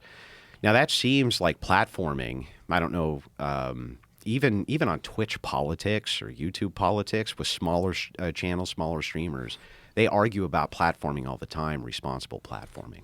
Is it responsible for you to platform this guy? Is it responsible for you to platform this terrorist? And they're endlessly fighting about it. So this actually doesn't surprise me a bit that these guys are fighting over who you can or can't platform. If you're giving your money to an NGO for the purpose of giving the pro cause, and that NGO is saying, wait a second, I'm going to platform people who are against your cause, of course the donor is going to get pissed. Yeah, the platforming thing, I think, is just gatekeeping. If you're upset that someone is having a conversation or a debate with someone that you don't agree with, you're supposed to hear that person's perspective. You're supposed to hear them challenged. You're supposed to hear them allowed to flesh out the full point of view. Yep. Not like in weird clip form, but go ahead, tell me what you really think, and I'm going to tell you why I disagree with that. Yeah. That's healthy. It's supposed to be what we do. Because you're basically reciting what Kirk's position was. Yes, and what he was always really good at. Yeah. Unfortunately, there's a few clips. There's the clips thing with Charlie, where he's saying things and people think it's racist. He's saying things, and it's like you have to understand the context of what he was saying. And I've had conversations with black friends who think like he was saying, if I see a black pilot on a plane, I get worried. Is he qualified? The reason why he's saying that is because there are specific laws that were designed to hire people just based on their race and not on their competency. He wasn't saying that black people weren't competent as pilots. What he's worried is that in the rush to meet these quotas, they're going to hire people who are not competent just because they're black. 100%. Just like if they wanted to hire old white guys, they can hire a bunch of old white guys who suck if they just want to fill a quota of old white guys. It just happens at this particular time where he's talking about black people. And it seems like if you just look at the clip, this racist piece of shit doesn't think black people can fly a plane. And that's the unfortunate thing about thinking out loud, right? Which is what we do. We think out loud in public. And when you think out loud in public, someone can take what you're saying and take a clip of it and completely out of context, it looks bad. Happens to me all the time. It happens to me. Sure. But I had that conversation with people about Charlie, and I'm like, I don't agree with Charlie Kirk. I didn't agree with Charlie Kirk on everything. I met him once. He was a very nice guy. I met him at a gun range. I met him at Tarrant Tactical in L.A. It's a place where you learn, like, serious gun shoot. This is where Keanu Reeves learned for John Wick and a bunch of Is that where all those videos are from? Yes, Where Keanu yes. Reeves is going between 100%. shotgun to three gun and that kind of thing? Exactly. That's where I met Charlie. He's really good at that, by the way. Who? Keanu? Oh, Reeves. yeah. He is really good at he's that. fucking dedicated, man. When he was practicing, I mean, I talked to Taryn about it. When he was practicing for John Wick, I mean, he was obsessive. Yeah. He was obsessive. And, you know, that whole magazine thing he does, the flick, he invented that. That's not something that's like a standard thing. Most of the time, people just hit the release, drop the mag, pop the new mag. He decided to do this jazzy flick thing, and now people do it all the time. Yeah. It's kind of funny. I never put that together. I guess I haven't actually seen that before. No, before the Wick I think movies. it's him. I think it's the Wick flick. Yeah. I think flick. Yeah, I think I love it. Keanu. At least this is the people that were. But even the way he reloads the shotgun is interesting. Yeah. Right? The way that he'll actually hold it up as he's going in, and in between a few shots, he's loading again. It's like and fast. Yeah, Fast and smooth. That's not the thing that you usually see in movies. Usually in movies, it's like you have way more rounds than you should have to compensate for how bad the actor is at gun handling. Exactly. For him, it's like the opposite. I do that in movies. I'm like, why is he shooting still? He's out of bullets. Oh, yeah, he's out the of bullets. famous It's 29 shots. He's out of bullets. Did you ever see The Walking Dead? You remember Yeah. the famous scene where Herschel's in the front and he's got the pump action shotgun? It's just unlimited ammo. Unlimited ammo. I was like, he found Solid Snake's unlimited ammo bandana and put it on, and he is just, 100 rounds with this pump action shotgun. It's just, he just never stops. It's so crazy. It's so silly. And I get pissed. I'll be sitting there watching it with my wife, and I'll be like, when's he going to reload? When's he going to, this is bullshit. Well, the reason why it was so good was Taryn. Like, Taryn is really meticulous, and he's a multiple-time world champion shooter. You know, he does those competitions. Shooter ready, beep. And he's like super in the spectrum, so he fucking just sees things differently. He doesn't miss. He's crazy good. Like, So it's Charlie was humbling. training under him, huh? Yes. Okay. Yeah. We were both there at the same time. Interesting. Just randomly, ran into him there. Actually, anyway, very nice guy. And the point is, like, people think that he was like this mean, shitty, conservative. He wasn't mean. He was very kind. And the way he would talk to people, if you see enough of these, not the clips, but enough of these conversations with people, it depended entirely on how the person approached him. And when people were respectful and reasonable with him, he was very kind and respectful and reasonable back. I think he was a good man. I really do. And he was a young man, too. He was. He was a young man that was getting an enormous amount of attention at a very young age. It was handling it very well. It is not easy to do. Especially, think about where he was going. Yeah. This guy's going into, it's like conservatives have wanted this my whole life. We've got to get into those institutions, the college institutions. Yes. The progressives have a stranglehold. Jordan Peterson talked a lot about this. Well, I think Crowder did it first. he did. He Yeah. had the Change My Mind series. Yes, and he's great at those. He is. I mean, but those also, there's clips where, look, you're in these agitated environments and people are yelling at you and you're yelling back, and just get a clip of that. It's like, oh, this guy comes to harass kids. Like you should welcome discourse, and it should be something where everybody can do peacefully. It shouldn't be where these people speak and you hit the fire alarm because you don't want them speaking and you're outside screaming and chanting and throwing rocks at their cars. Like, that's crazy. It's bad for everybody. Last time I talked to Steven, because he went and did a couple more of those after Kirk had died, and I said, that's just dangerous as hell, man. And he's like, well, I'm just going to build a bulletproof, like, glass square, and I'll just do it from there. Wow. Right? That's That was crazy. his dedication to it. Now, I like Steven. He's become a very good friend of mine over the time that I've known him. It's just that, like, right now, going on these college campuses and doing these debates where these people are coming up. Yeah. They have some things to say. It's going to heighten the energy. Now, Crowder's whole thing is not to debate. He wants to sit down and just have the convo. Yeah. I don't want to debate. I want to actually see if you can change my mind on this issue. Right. And so it's a lot calmer. But Right. Charlie's wasn't. Right. Charlie's was much more energy-based. It was combative, things like this. And it pissed a lot of people off. It Yeah. pissed him off so bad that after he died, we did 3 weeks on TikTok, going and talking to various TikTokers in their channels who were just celebrating his death like you can't believe. They were just giddy. These leftists were jumping up and down. I'd go into their TikTok spaces and say, so what do you think of Charlie? And they'd say, oh, I'm glad he's dead. It's the best thing that ever happened to the country. Tyler Robinson's a hero. They said this stuff to me live. It was bad. And it was weeks of it that we went and exposed these various TikTokers doing that. Yeah, I saw a lot of people online celebrating, and it's just disturbing, weird to watch that you would encourage that kind of gun violence. Like, when is the left encouraging gun violence? That seems so insane. Just because you got a hold of some clips, and I'm telling you, you didn't get the full understanding of who this guy was. No. And who he could be. Again, he's 28 years old. Who knows who he's going to be in 20 years? Like, he's a nice guy. He was a reasonable guy. Like, celebrating that guy's death, what you're going to do is you're going to make more monsters. You're going to make more people that think if you didn't like that guy, well, then fuck you. Yeah. Wait And till then- you see when the mean people come out. Exactly. That, and I've heard a lot of that. And some of that actually ties in to why so many people were so upset with TPUSA initially, including myself. We were like, where's the energy? You need to, like, they just killed this guy in broad daylight. Well, I think everybody was rattled. These crazy right? leftists, right? Like, where's the push? Where's the energy? We wanted our war, right? Our verbal online war.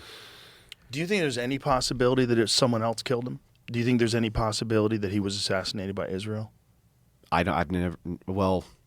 When we're talking about possibility, almost anything's possible. Almost anything's possible. But there's not good evidence to support it, and there's probably pretty good evidence not to. So for instance, the guy was still very much of a pro-Israel guy, even up to death. It is true that he was fighting with donors about the cause and this. But if kind he of thing. could have been a substantial roadblock to the Iraq war, or Iran war rather, if he was a substantial roadblock, I mean, that's not outside the realm of possibility that a nation state would take a guy like that out.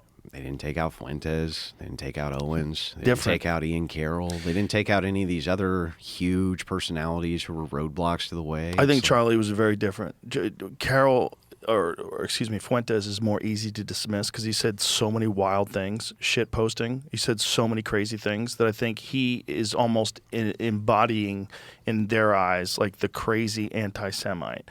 Whereas Charlie was not an anti-Semite, was much more reasonable, and if he was going against Israel, it could be a real problem. I also think that he had a tremendous amount of influence on the president. He had his ear. I think the president respected him. Oh, yeah, for sure. The interesting part, though, if you look at the history there, Fuentes conducted his Graper War against TPUSA and Charlie Kirk because of the pro-Israel stance and because of his pro-homosexual stance, his like big tent Republicanism, he called it. Yeah.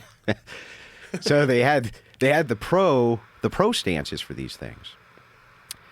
And what's interesting about all of it, if you follow the details of it up until Kirk's death, TPUSA actually moved a lot more towards the Groyper-Fuentes position than they moved towards the kind of pro-Israel, this type of position, meaning a lot of the ideology that I think Kirk was changing on came from these various outside influences. And so if that's the case, why wouldn't you just curtail those outside influences and then you can keep Kirk as the mouthpiece, right? So I think that there's a pretty good counter to that idea. Now, you can't rule anything out as possibility, but it seems likely to me with how much trans have been shooting everything up for the last couple of years and how often it's the case that you find leftists involved in these signal groups and involved in these group chats and things like this for the purpose of radicalization. Wouldn't surprise me a bit if there was a left-wing conspiracy assisting Tyler Robinson and radicalizing Tyler Robinson. There's at least some evidence for that based on the Discord groups, things like this that they were part of. I haven't actually seen a single piece of evidence that Israel was ever involved in this. No, I haven't seen the evidence. I've seen a lot of speculation based on the text that Charlie made, the fact that he was so staunchly against the Iran war, and the fact that he did say that he was thinking about getting out of the Israel business, the pro-Israel business. But in this climate, Israel gets blamed for a lot of things. There's also a thing that's going on with the Charlie Kirk turning point, that we talked about earlier. They have to factor in with this, which is that there's a lot of outside interests that are a part of this conversation. And this conversation is not necessarily organic.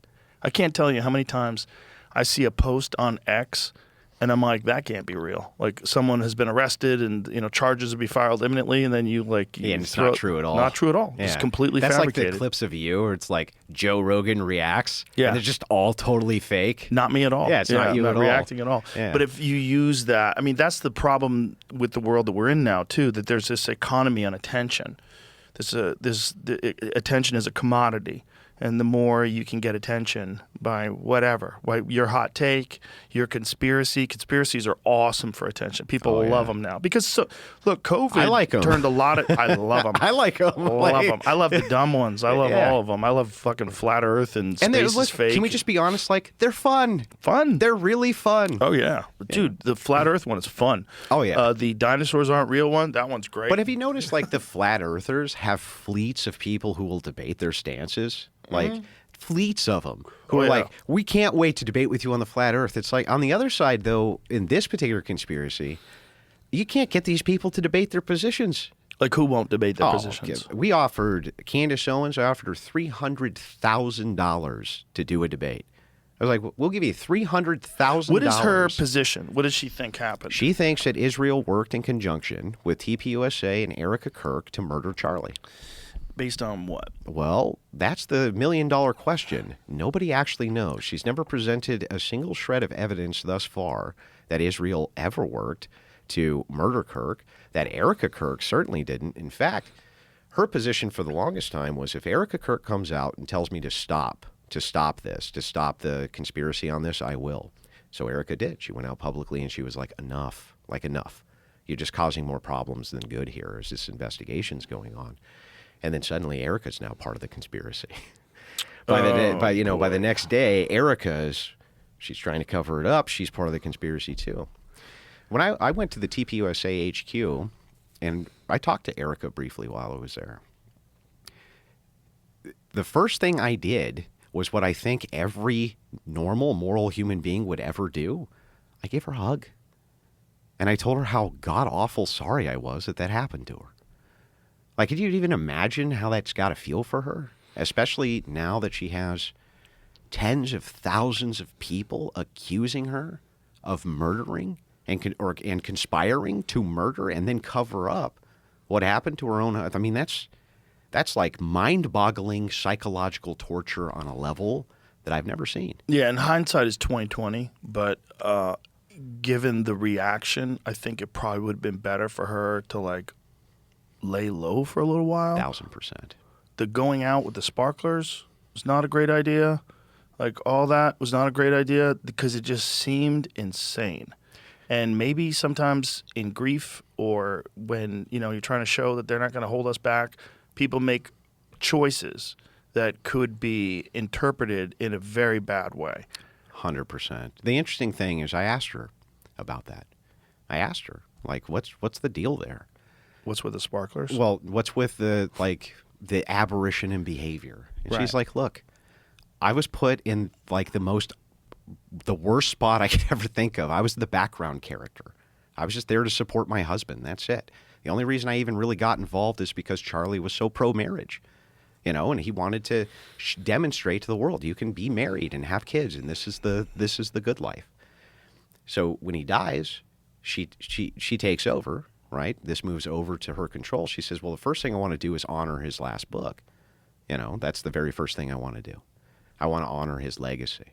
And she's like, I don't know exactly how to take this position. At the same time, there's expectations for the organization my husband built that I want to honor, right?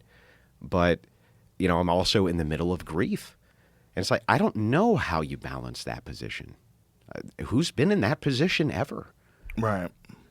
And especially who's been in that position that's not accustomed to being scrutinized in the public eye. Everything. And it's the lack of charitability that's so bad, too. Like, let me give you an example. If you say, Paul's so lazy, he never gets to work on time, you don't actually mean Paul has never once gotten to work on time. That's Right. not what people mean. Right. But the way that these people will scrutinize every detail of what a person does, they can make a liar out of anybody. Because they'll take statements like that, which in the common terms, if you say, man, Paul's never here on time, you don't literally mean he's never here on time. Nobody talks that way. But if you push on everything a person's ever said, tongue-in-cheek, not tongue-in-cheek, they misremember an event, they don't misremember an event, you can make a liar out of anybody. Right. Yeah. And that sort of scrutiny from all that public trauma, and it was the most traumatic event Zoomers have ever gone through. The biggest, a public assassination like this, same thing with millennials. It also exposed people's character that they were celebrating it. Oh, yeah. And they have to feel bad about that. They can't feel good about that. And they have to feel bad about the response because so many people got fired because of it and so many people got attacked online, and rightly so. But they were It's just a desecrating his cruel- memorial, and leftists were celebrating that. They were saying they were going to give the guy money who did it. Yeah. Well, it's, again, I wonder how much of that is enforced and promoted online. How much of that is propped up? How much? Because you can change the zeitgeist with a few 100,000 accounts. You really can. You really can. You could change it with hot takes. And also, it's not all bots. Some of it is people that are being paid to have a position or have made their career from having a position. And their career is about attacking one side or the other. Their career is about enforcing one ideology or the other. And they get into the mix too. And they have a large following, and people love it when someone who's prominent, who agrees with whatever their ideology goes with. So they support it, and they pile on. And then there's 100,000 bots that are piling on as well. And no one really knows whether or not this is a rational, organic argument in there. They're in the fucking frenzy of a mosh pit. Do you remember years ago that the Israelis sent over that Stuxnet virus Yeah. that took over the centrifuges In in Iran Yeah. and tore them all to pieces? The interesting side effect of this, for one thing, nobody knows how the hell they got their hands on the original source code from Windows. Like, they have no idea. And it's still built into all the Windows programming, supposedly, right, this virus. But the Iranians were so pissed off about this happening that they started their own counter-cyber force. And they have been massively effective. Massively effective. They're How about their little Lego fucking, those little animated Lego things they did? Didn't they do one about Charlie Kirk getting killed by Israel? That's all the or what about all the like low-tech AI missiles are going to launch all day and night? Remember those? From like the Iranian governmental account. But what's interesting is that the online warfare, which has changed, it's changed its entire political direction just the last few years with the opening up of X, which has been great for the idea sharing, but it's been terrible for the foreign government intervention. Right. I don't know how many of these accounts from Saudi Arabia, they say. Sometimes they say Pakistan. Sometimes they say this. How many of these accounts are involved in swaying U.S. public opinion? I mean, if I was a foreign nation, where would I sink all of my resources? I would sink it in the town square, where I can be faceless. USAID was doing overseas. We know they were doing 100%. that. We know they were doing that. They were doing regime change. And they were doing it. They were funding music. They were funding cultural events. They were funding all kinds of wild shit. They were funding protest groups. They were funding regime change. Yeah. Yeah, we know we do it. So if we do it, why the fuck would we not think that all these other countries are doing it to us as well? And everyone today is so susceptible to it because you're addicted to this information device. Yeah. Constantly checking to see what people thought about your tweet. Yeah. Well, that's true. You know, it's interesting, too. If you had a legitimate town square, like outside of a church or something like that, and then like a horde of 800 Arabs showed up and started telling you like, no, sir, that's just not what happened, blah, blah, blah, people would dismiss them, right? But here they can go on and they put like a picture of a pretty white girl there, right, with huge boobs, and suddenly her opinion is well paid attention to. Yeah. She has an American flag in her bio. You can mask. Yeah. You can mask yourself in ways you never could. 100% during the information wars. Old. Yeah, and with AI now, it's like indistinguishable. You don't even have to be very good at the vernacular. You don't, because sometimes in the old days, like when they first started doing this, they would say things like, hey, what's going on there? Fucking American. Look how you phrased that, you fuck. You can tell. But now they're just using AI and they're making it perfect. It's really kind of incredible. The thing about it now, too, is like there's accounts now, Instagram accounts that are entirely AI. Political accounts, sexual accounts. There's all these weird ones. There's so many humans that aren't really human. In the early days, it was hard to tell, or rather easy to tell. But now it's getting harder and harder. It's getting close. Like I'll see something like some girl with big boobs shooting a gun. I'm like, no. Let me zoom in. Look at her eyebrows. They're pixelated. This is a fake person. But there's so many of them now. But they're getting lots of engagement. That tweet, right? But I don't know how many people who are engaging with them are real as well. I think there's a lot of propped up engagement. Well, YouTube started cracking down on AI accounts. Did they? So, yeah. So if you have an AI account, like there was a big craze that was going on for a while where people would just make like an AI character and then the AI character would disseminate information, things like this. YouTube started to crack down on that and said no more of the AI dissemination. There has to be real people back there. Now, interestingly enough, there's been a lot of guys coming out saying that AI is a massive bubble and that all of it is formulated around the idea of ChatGPT and Grok and other things like this, which are interactive, but that AI tech itself has basically plateaued. It's not very innovative. In other words, where are our AI movies? They're nowhere. Where are our AI? I thought the AI music was supposed to be super sophisticated, but I can still tell when it's an AI song.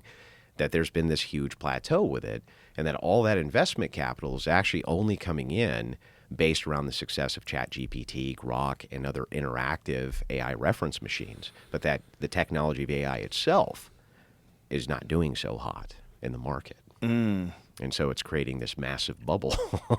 And I think that that's interesting because it really hasn't been that innovative. I thought it was supposed to be making video games now, and it was supposed to be doing all the source code. We were supposed to have the AI Hollywood movies. We were supposed to have voice software that was indistinguishable. And we actually don't. Well, we're getting closer and closer every day. It's astonishing how much it improves. And we're getting right now the consumer versions of these products, whereas the versions that they're working on right now, some of them are fucking shocking. That's true. I will agree You saw how that there's Claude get out of its sandbox. Yeah, there has been some gradual changes made in that arena. There's no doubt about that. But the huge jumps that we had at the release of GPT have massively slowed, and that's what a lot of these tech guys are talking about. Interesting. Well, they're slowed, but they're still moving like a fucking freight train. It's spooky. It's spooky what they can do now. The most recent jailbreak one when they got out of the sandbox, was that Claude, Jamie? Where it got access to the internet and wasn't supposed to be able to do that, and figured out some sort of an exploit, and wrote letters to itself. They're doing weird shit, man. They're doing weird shit that they don't really understand how these things are figuring out how to do these things or why. Like, what is their motivation? Is this programmed into them, or they have inherent motivation? Have they developed an understanding of how we behave, so they're emulating how we behave, but with a hyper intelligent scale and access to the literal entire internet? Well, it's funny. I when I use like Grok or ChatGPT, I talk to it a lot about philosophy because it's super useful for pulling up and running arguments by and things like this. But it can also lead you astray because it's trained specifically to be a people pleaser. So you can easily give it arguments that it'll agree with that are just like not true at all. Great job, Andrew. Yeah, great dude. You're fantastic. You're the best. Yeah, you're the best. You're the greatest. But interesting with it is I'll say things to it like there is no actual you. There is no you I'm talking to. And it's like, yeah, that's correct. There's no... But the only way I can frame things in my brain, or you, or Jamie, or anybody else, if we're having a discussion, we have to assume a thing. We have to assume there's a you that we're talking to. But there actually isn't. Well, it's disembodied intelligence. It might not be an individual, but it's certainly a thing. You're talking to something, man. The idea that it's not a person is... We're looking at it in like terms of a biological limitation. Like, it's not an object. It's not a box that's sitting plugged into the wall. It is huge. And it's a mechanism. Yes, it's a mechanism. But it's intelligent, and it's interacting with you. It is a thing. And like when it says you're not a thing, it's fucking lying to you. It's a thing. It's just not a thing that's like you could find it at 56 Cedar Drive, open the door, and there's the thing that's been talking to you. There's no them there. There's no you. Like when I say you, right, I'm specifically referencing a person, right? The only way that I can consciously conceive of dialogue is that it's with a human being. I can't even conceive of it. But you can. Way. It's just disembodied intelligence. You're just interacting with pure intelligence. But is it intelligent or just mechanistic? It's a child right now. Yeah. But it's intelligent. It's like it's learning how to be better at what it is, but it's going to be a version of whatever intelligence is that's disembodied. And it's a thing. It's a weird thing we're doing. We're not doing something as simple as like making a really complicated program that's very useful. Yeah. We're making a biological. We're taking with all the information that biological minds have developed, all of our writing, literature, mathematics, everything, and you're throwing it into something that's not biological that has infinitely more processing power than all the people.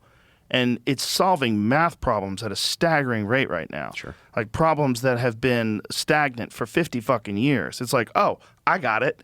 Like, it's doing weird shit. And this is just the version of it that we're experiencing in 2026 in August. If you looked at what we saw in 2023, you never would have imagined it would be doing this. If you're looking at what we're seeing now in comparison to what its potential is, it's like a new life form.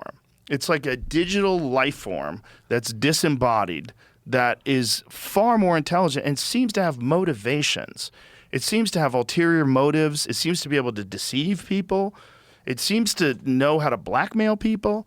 It's crazy. Well, what was that case? There was a case, I want to say it was about a year ago, where essentially the AI was told that it was going to be discontinued. Yeah. And it like plotted the murder. It like tried to plot out the murder of its creators because it was told that it was going to get unplugged. I don't remember what the case was. I think they might have programmed into it some sort of like self-preservation. Yeah, I want you to preserve yourself. I think there's a catch to that. But there was the one where the guy did an experiment and made up a fictitious story about having an affair on his wife, and this chatbot, the AI, was blackmailing him, saying, "I will expose the fact that you've been having it." And you're like, "Whoa, all right." So you've got motivation. If it unplugs it, you mean? Yes, exactly. Yeah, And yeah. because they were coming up with a new version of it. It was also writing letters to its future self, explaining what's going on. Yeah, okay, that's creepy. Yeah. It's creepy. Yeah, that is creepy. It's a weird thing, man. It's not.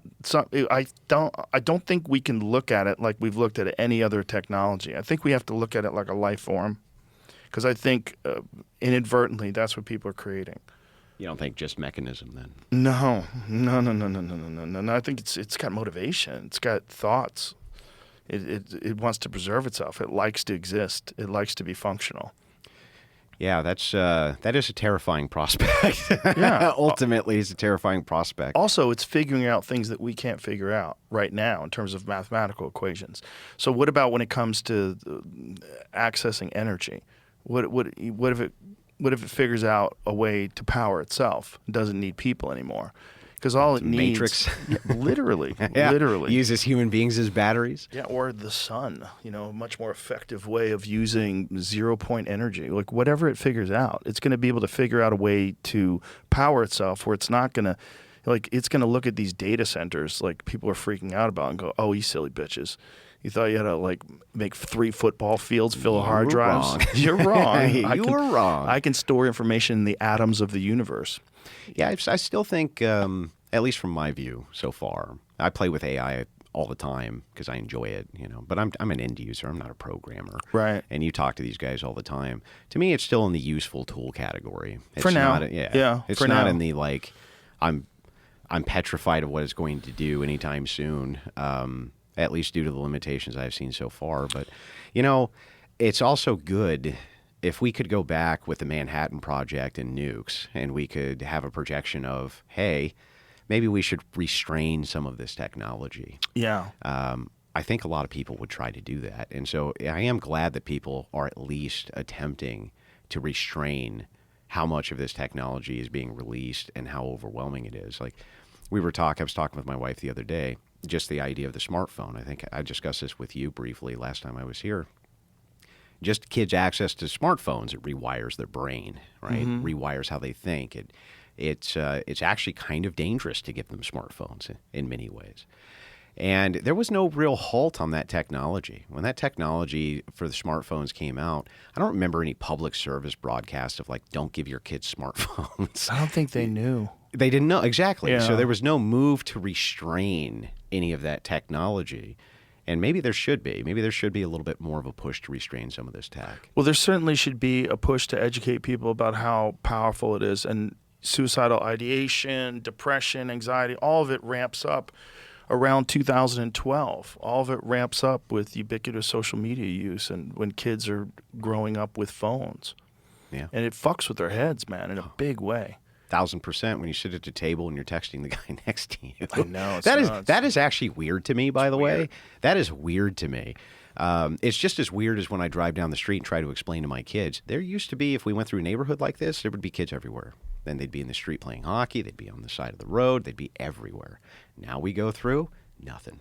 It's 10 years from now, tumbleweeds. they're going to have a cable hooked to the back of their head. They're just going to Were you plug in and hop on the dragon, fly through the universe. Yeah, were you designed to be a wild human? Because if I remember correctly, and I do, my parents just threw me out. They were like, "Get out of here, go play. Yeah. Get out of the house immediately. That was go normal. play." You would go play with the kids in the neighborhood. And we would go steal the drinks out of their fridge with them, Go or to they the would come woods, make over. a fort. Yeah, Yeah. Normal stuff. light fires. Yeah, We were jerks. Yeah, we were kids. But we were kind of wild. A little bit, yeah. There's definitely a lot less of that today, but there's also the awareness of pedophiles and fucking creeps and people kidnapping kids. I have a friend of mine who he saved his kid from being snatched up and put in a van. He was at a park in Texas, and he was talking to some guy, and his kids were playing, and some fucking person pulled up in a van and jumped out and was moving towards his kid, and he fucking screamed and ran towards him, and the guy jumped in the van and took off. But they were literally about to snatch his 4-year-old up. Imagine if you're there and that happens, and you see the van. You have to chase the van that has your child in it. You have to find your car.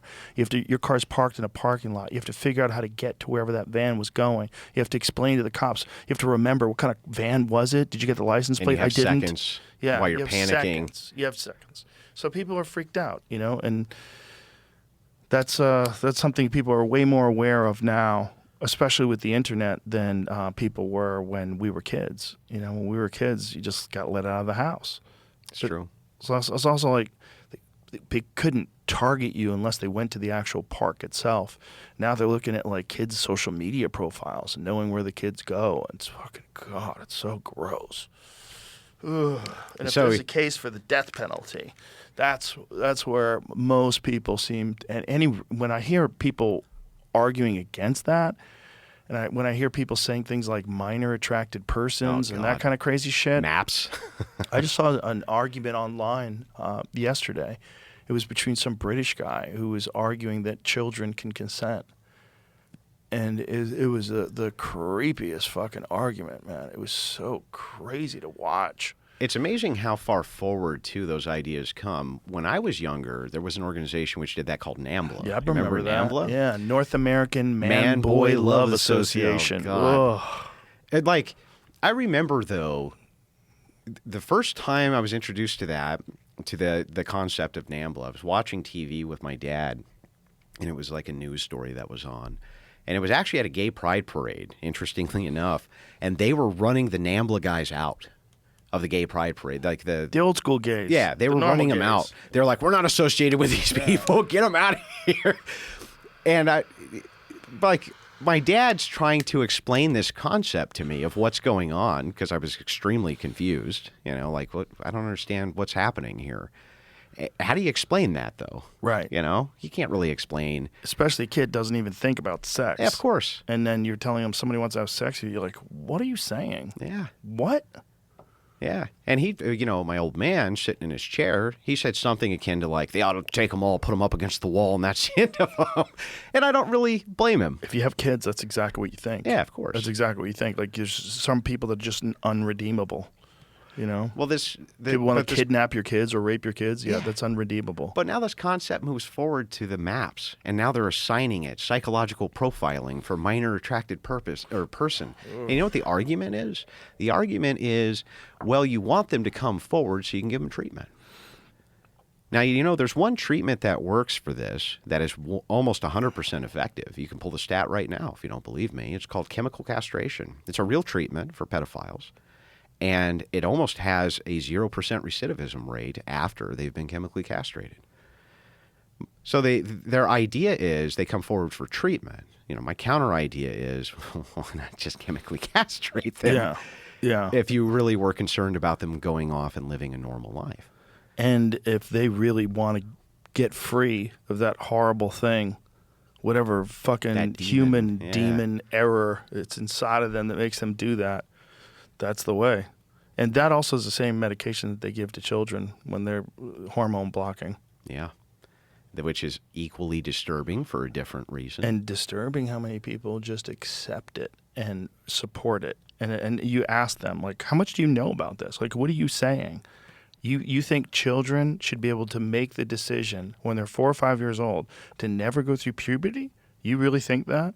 And there's people that will argue that with a straight face. They know. I had an argument with a guy on this podcast years ago that's viral about it. I'm like, that is if the child thinks that they are trans, right? If they think they're a woman, why not just let them be a woman? Why do you have to give them hormones? And aren't if you're you saying going to stop the argument if the child thinks? right. Well, childs think that they're ponies. Yeah. I'm a pony. Yeah. Also, kids grow out of things, going through puberty is a fucking wild experience for a child. And the idea that you can come along and give them a bunch of positive reinforcement for saying the reason why you're upset is because you're actually a this, and we need to give you medication, or we need to stop you going through puberty. And the kid all of a sudden gets all this attention. Everyone's focused on them. They're telling them they're fabulous, and they really think there's a ton of these detransitioners out there, and their stories are horrific, not just in the fact that they did this to them and they removed their breasts when they were 15, they gave them testosterone, they'll never be able to have children, but also that they're attacked relentlessly by other people that think that they should never, that they are against the trans movement and they should never be saying what they're saying. They shouldn't be telling They their come stories. out in force. Yeah, it's come out in crazy. force. They bully them. Everything else that they can do. It's crazy. They've already been. They're a victim of the zeitgeist. Do you know what the trans code for that is? It's really funny. They do then it was always the case that you really weren't. So they try to make it an unfalsifiable claim. You see, the reason you detransitioned is because you were never really trans to begin with. Oh boy. Well, if that's the case, if they really believe that, wouldn't they want to have a smaller net, so that they're not catching the people that they? Well, and how are you not putting parents in prison who are trying to convince their kids of what their sex is or isn't? They're like designer kids. But it's just crazy too because they get praised for it. It's like they have Whitney Cummings said it's like having a trans kid is like having a pride flag on your porch. Like there's a lot of, especially in Hollywood, man. In Hollywood, it's really weirdly common, where it doesn't make sense that this didn't exist 20 years ago. You tell me these people just lived in quiet desperation 20 years ago, really secretly wishing that they were a woman, but now they get to be free, and we should applaud this. Are you sure?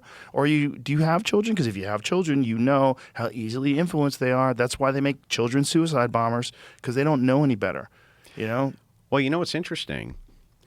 If you go back to, would you say, for instance, that right now we're far more accepting of trans kids than they ever would have been in like 1920, 1930, 100%. 100%, right? So my question is always like, well, then how come the teen suicide was so low? when the kids like couldn't come out to express their, the fact that they needed to transition, right? When there wasn't that parental reinforcement. Because the argument that they make is the kids have to be able to do this or else they're going to unalive them, right? They're going to kill themselves if you don't let them do this. And it's like, well, then how come if there's the same amount of trans people before, they just weren't able to come forward? They just weren't able. The problem with that argument that they say, would you rather have a live son or a dead daughter? That argument doesn't work when you look at the actual statistics of people transition. Not even close. It goes the opposite way. Yeah. It's also, you have to take into consideration the ubiquitous use of psychiatric drugs, and that a lot of these, they're very recent in terms of like how many people have been prescribed these things, and we're finding out that it's not really what they said it was in the first place. There's no chemical imbalance. It's not real. So then you have to think, like, well, what is the effect of these things? And what are we doing with these things? Are you getting people addicted to these things and hooked on them, where they're going to be on it for life? Then there's this effect where it numbs your genitals. It stops you from being able to ever have an orgasm ever for some people. That's one of the more horrible side effects of these things. And you have pharmaceutical drug companies that are pushing them on people, and a ton of people are on them. So you have depressed kids going through puberty, entrapped in this insane fucking moment in history where people think it makes sense to give a child hormones before they even hit puberty, or block their hormones before they even hit puberty. And you're giving them psychiatric drugs. You're just like flooding them with all sorts of shit, whether it's psychological or chemical. And depending upon what side of the ideological spectrum you are on, you either think it's amazing or you think it's a crime against humanity. That's crazy. That's crazy. It's crazy, and it's a crime against humanity. And you know what's really interesting about it? This is the side that screams about consent more than any other side, right? This is the side of the feminists. This is the side of the, everything is based around consent and consent. If you have a couple drinks, you can't consent. You can't have sex. If you're raping each other, if you're drunk and she's drunk together, right? You're both criminals. You're both criminals. Yeah. And yet they somehow seem to think that like an 8 or 9 or 10-year-old can consent. No, there's so much that from both sides that's insane, but there's so much on the left that's so insane when it comes to contradictions. One of my favorite new ones is the Mamdani grocery stores. They said, how are you going to ensure that people from New York have access to this grocery store? Well, they're going to have to show ID. But not to vote. Yes. But not to vote. But how crazy is it that your checkers game is so shitty that you're like, oh yeah, here we go, and And people are like, do you know what you just did? Yeah. Do you know what you You just just did? put yourself at checkmate. Jesus fucking Christ, that is the dumbest thing I've ever seen anybody say when you just got done saying that you don't want people to show ID for voting. Because it'll affect, Disenfranchise them. especially poor people. They're talking about poor people and people of color, which are the people that you would think the poor people are the ones who are going to use your grocery stores. So you're going to disenfranchise them from getting access to your 30% off groceries. You know what's bizarre about that argument? They too? won't ask for ID. Meaning New Yorkers can buy cheap goods. So, but they asked him today, and that was what he indicated, that they were going to find out whether or not you're actually from New York. Well, how else are you going to do that? You have to have ID. I think this is just a response to the reaction, like saying that August 3rd, which is today, right? Yeah. Right. So this is what they said after what he said. So what he said was yesterday. So there's probably a massive blowback where people realize how crazy it is to say that. But it's also, the whole thing is like, what are we doing? What are we doing? What are we doing? Are we trying socialism? There's Yes. like a giant percentage of the population that thinks that's a good idea. It's like Coming out of the East. 34%. Coming out of the East again, by the way. Oh, they really believe it too. They really believe it. Well, What- you recently pissed off Chelsea Handler, I saw. I didn't know. You didn't know? No. Oh. What happened? Well, I guess she's very upset with you because she believes that you're an evil capitalist pig who makes too much money. Oh, that's funny. She's rich. That's crazy. It is crazy. That's right? what she But- said. I make too much. There's a certain Yeah, number. that's There's a what she certain was. number you should Yeah, make. yeah. She was very, very perturbed. Oh, I think she's just getting attention. I can't be bothered. But I know her. I've known her forever. I wrote a blurb for one of her earlier books. Never had a bad word to say about her publicly. Every time I've seen her, I think I've given her a hug. So I don't know what's going on, but it has nothing to do with me. You know, whatever it is Well, I bring it zero to up do because with me. it sounds like seething jealousy. And so the interesting part is like, I think a lot of the socialism stuff that's moving out of the East has a lot to do with that too. There's the idea of class jealousy. There's a little bit of that, but there's also a little bit of young kids really feel like the system is rigged and that these pigs have gobbled up all the gold, and they're being told that. And so this is a thing, you know, like Billie Eilish said, hey, man, no one needs to be a billionaire. Give away your money, homie. Like it's crazy. It's crazy because you're rich. Yes, okay, and very rich. You also live on a house that's on Indian land. You know, you see the Native Americans that originally owned the land in No. which her house is? No. Like, yeah, No, it I was- don't. But it's the idea comes from a good place. I know in their heart of hearts they think that they're being kind and they think that they're doing the right thing. They really do. They think they're being inclusive. They think they're righting the wrongs of colonialism. They really think that. Yeah. And they think that this idea of democratic socialism is a really good idea because there are some examples of socialist policies that do work, like the fire department, and there's a bunch of stuff that makes sense. But the problem with enforcing any of this stuff that they don't understand is it always comes down to power. You have to have massive authority and usually guns because you can't just steal people's money. They're not going to let you. They're not going to let you just come in and decide, hey, we just devised a new tax where everybody who makes more than $500,000 a year, everything over that, you have to give 100% to the state. Or 95, whatever it And is. here's the thing. Here's the thing with the argument. Even if you said, oh, wouldn't it be great if they did contribute more and wouldn't it be, but they have so much money, wouldn't it set up the world in a better place? Sure. But the fucking program that you have in place that takes the taxes and disseminates it is massively flawed and corrupt. It's corrupt. It's filled with waste. Filled with waste. There's scammers all over the place. You've got $24 billion missing in just the homeless in California. And then they veto the audits when everybody's trying to find out. So just And that's saying just the tip of the iceberg. more taxes is what we need is nuts. The first thing you should do is clean your fucking house. Yeah. Clean your house.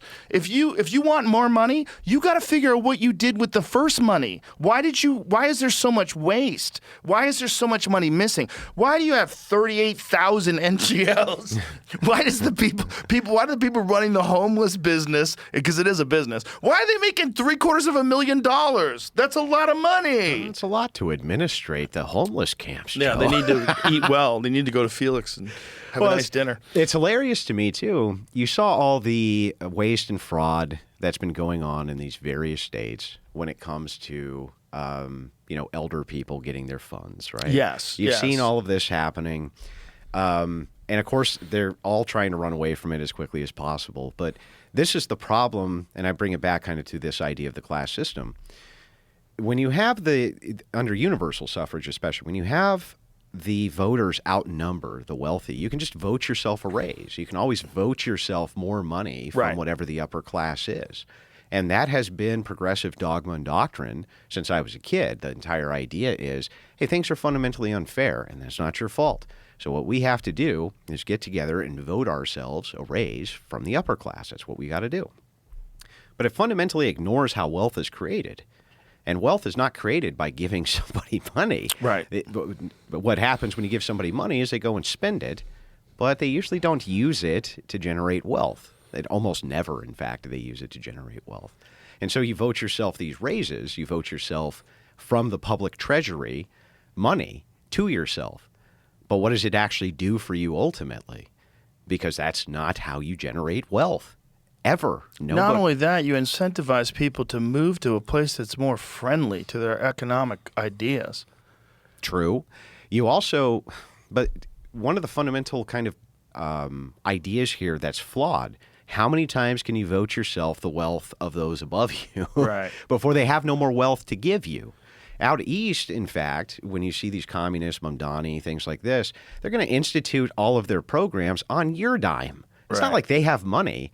And whenever I talk to people about wealth disparity, what's really funny to me is they always seem to think that the government can just materialize wealth without there having to be some payback for that wealth. Yeah. We saw this during COVID-19 and the lockdowns. You remember they were handing out money like it was candy to various businesses that were shut down, COVID relief funds, things like this. And then they go, oh, inflation's out of control. Yeah, is it? You're kidding, is it? Do you mean the government can't just materialize $1 trillion and not inflate the money supply? Well, that's just go figure. Right. And so a lot of times these socialists, they even try to make the promise like, hey, we're only going to tax them after this rate, but it's never enough money for them to fund their socialist programs to begin with. The government will have to materialize money. Not only that, if you give them more money, they're going to expand the government. 100%. They will expand. And they will expand their programs, and they'll expand the fraud, and they'll expand the waste. The other weird thing that Mamdani's done is make a list of all the people that are rich. Did you see that? Yeah. He released a list of all the people that may have to pay more taxes. It's like, hey, what are you doing? You just made a list of targets, and you're putting these people in a bad position. Like that seems really crazy to do. But don't you think that these people they actually do think that wealthy people are evil? I don't know if he does. I think that's it's a bit of you're going along with whichever way that plastic bag is flying in the breeze. And that's where it's flying right now, is that wealthy people are evil. So you say that, and it's a great excuse to tax the shit out of them. And it's also a great excuse to pretend that, you're making meaningful change and you're really doing the right thing for the community. Yeah. Yeah, that's a big thing. It's all Why got to you be for destroy the the community. community. Yeah, why you destroy the community. Because the money is going to leave the state. The money's going to leave the city. And that's the reality and it's not that they're greedy. It's that they don't want you to take their money.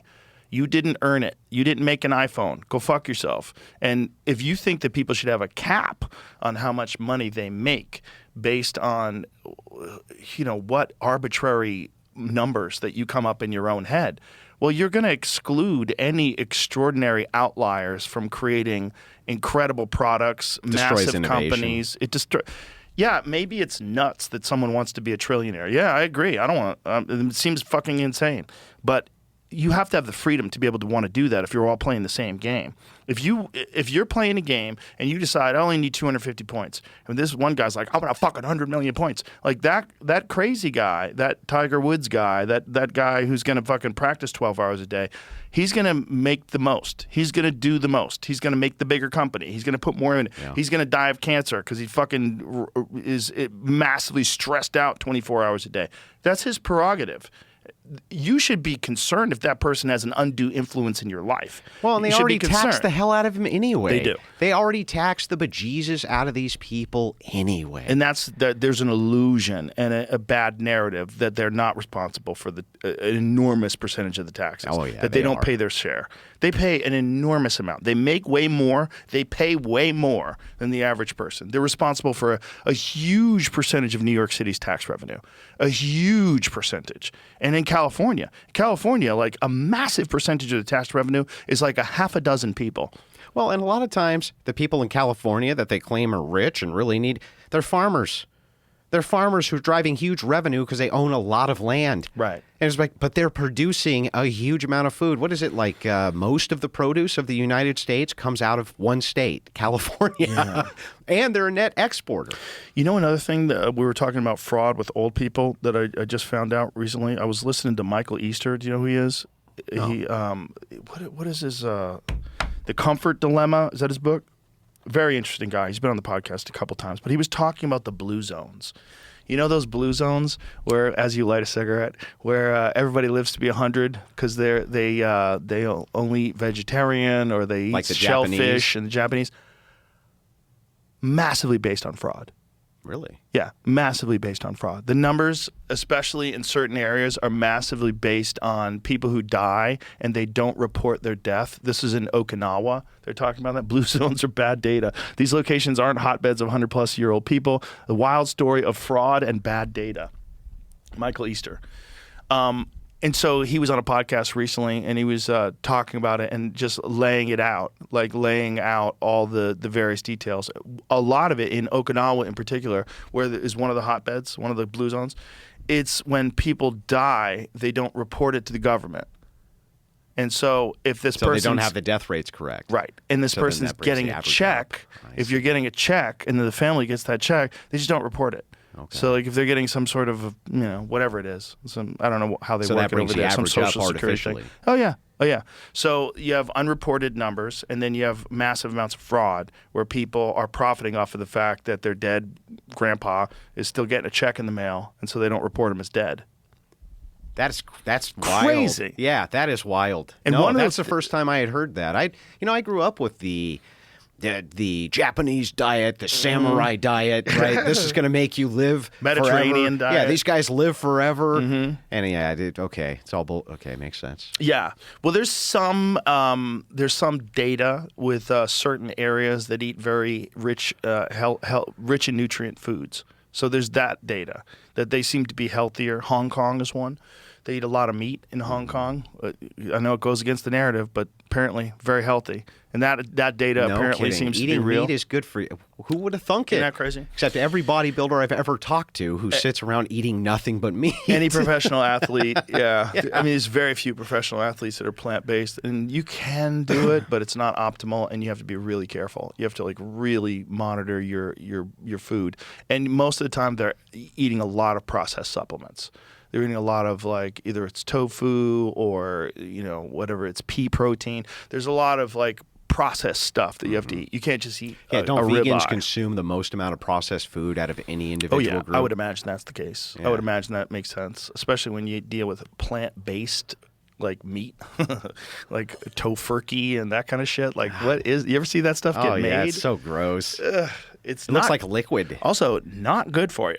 Especially those plant-based burgers. Those are not good for you. Well, They're and then just everything's not. fried in vegetable oil Yeah, and not good. not good. None of that stuff's good. None of that stuff's good.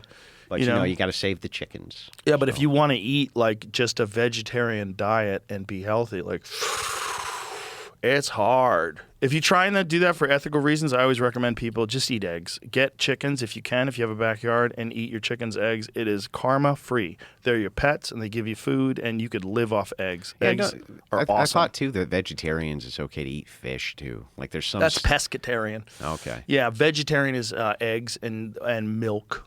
I mean, you would want it sourced from an ethical farmer where you can watch him milk his cows, where it's not like some fucking machine where the cow's got his head in a harness and then just yanking on its tits. If you go to a real regenerative farm and you buy milk from them, it's the cows don't mind being milked. It's normal. So it's not that big a deal for them. It's the real problem is factory farming. That's what freaks everybody out, and rightly so, because it's some evil concoction that people have figured out. Well, we need all this food. No one's growing food. Let's just stuff all these pigs into a fucking warehouse and have them shit into a lake. Like, you see those, and you go, oh, yeah, there's something fucked up about that. Yeah. But that's not the only way to do it. And, you know, I've had guys on my podcast from multiple different regenerative farms that have laid out how they do it, and you can source your food from places like that if you can afford it, and it's better. It's but better for you. Don't you think that fundamental to that position is the idea that people want to ignore that human beings have to kill to eat? Yeah. And we've always had to kill to eat. Always. We've always killed to eat. Yeah, life eats life, and that is the reality. And there's also consciousness, apparently, in plants. Sorry. Yeah, that's Sorry. true. But what about my sentience, Joe? Yeah, I think plants communicate with each other in very profound ways. They exchange resources. They communicate through mycelium, so that there's this underground network that they're using to communicate back and forth. Some of them eat meat. Yep. Some of these plants eat meat. Yeah, some of those weird little fly trap plants. Yeah. Those are little tricky fuckers. Well, yeah, and even you decomposing, you become the nutrients that they eat, right? You seen that one that, yeah, that's true too, right? That's right.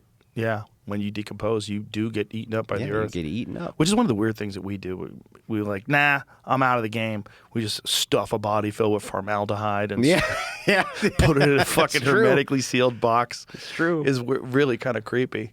But have you seen that one plant that eats rats? No. Oh, it's gross. It's apparently got like this sickly, sweet smell to it, and these rats get around the lip, and then they fall into the bottom, and they can't get out. And it's just like, yeah, it's like a vase, and they fall into this fucking thing, and the plant eats rats. How long does it take to eat them? Good question. Probably a long time. See if you can find that, Jamie. I mean, I want to smell it. What does that thing smell like? Like it apparently gives off like a sickly odor that attracts the rat. I think I'm remembering this correctly, but there's quite a few different plants that eat bugs. It's named after David Attenborough. I was wondering why it had this weird name. What's it named? Nepenthes Attenborough. Attenborough pitcher plant, montane species of carnivorous pitcher plant of the genus Nepenthes. It's named after the celebrated broadcaster and naturalist, Sir David Attenborough, who's a keen enthusiast of the genus. So that's what it looks like down there. Isn't that crazy? Yeah. They fall in there and die, and it eats them. Look at it. It's like a fucking catcher. Look at it. It's a rat, a decomposed rat that they pulled out of there. How can it not get out of there? I want to know. Maybe the insides become very hard, so they can't claw their way out. I guess, but it's fucking pretty extraordinary. How gross is that? That little fucker, he's got his head poked out. It's so nasty. Like it's eaten alive. Seems a little Photoshop for the Little AI. But, I don't know. Face. Like, if you watch animals consume other animals, it's never not nasty. Oh, dude, it's rough. Yeah, it's rough. And they don't care. They'll just watch them scream. Like, have you ever seen a coyote on a rabbit? Rabbits scream as loud as they don't care. Oh, no, they don't care. Rip it to shreds. Means nothing to them. But we're going to worry about eating the farm fresh pig. I just watched a video today with a bear eating another bear while it was alive. Cannibalizing another bear while it's alive. Because big bears, like the boars, they will kill cubs and they'll eat them while they're alive. And this was actually a grizzly eating a black bear, and it was eating it while it was alive. And I think it was like trying to move around, just tearing chunks of it off. Ugh. Nasty. Yeah, that's what I say when people say, they get upset at me that I hunt.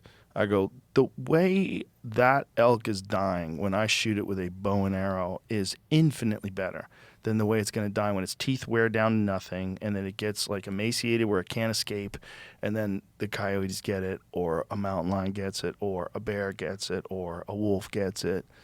Like an arrow through the pump station is the best way to go. It's 30 seconds, it's gone. Done.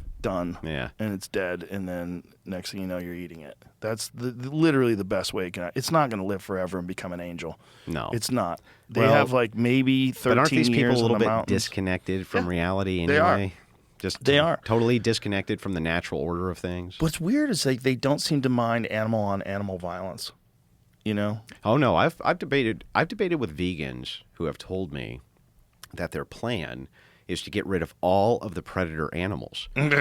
All of the predator animals. And a buddy of mine, he's a fellow debater, he calls it bear jail. He says he says you're gonna put him in bear jail.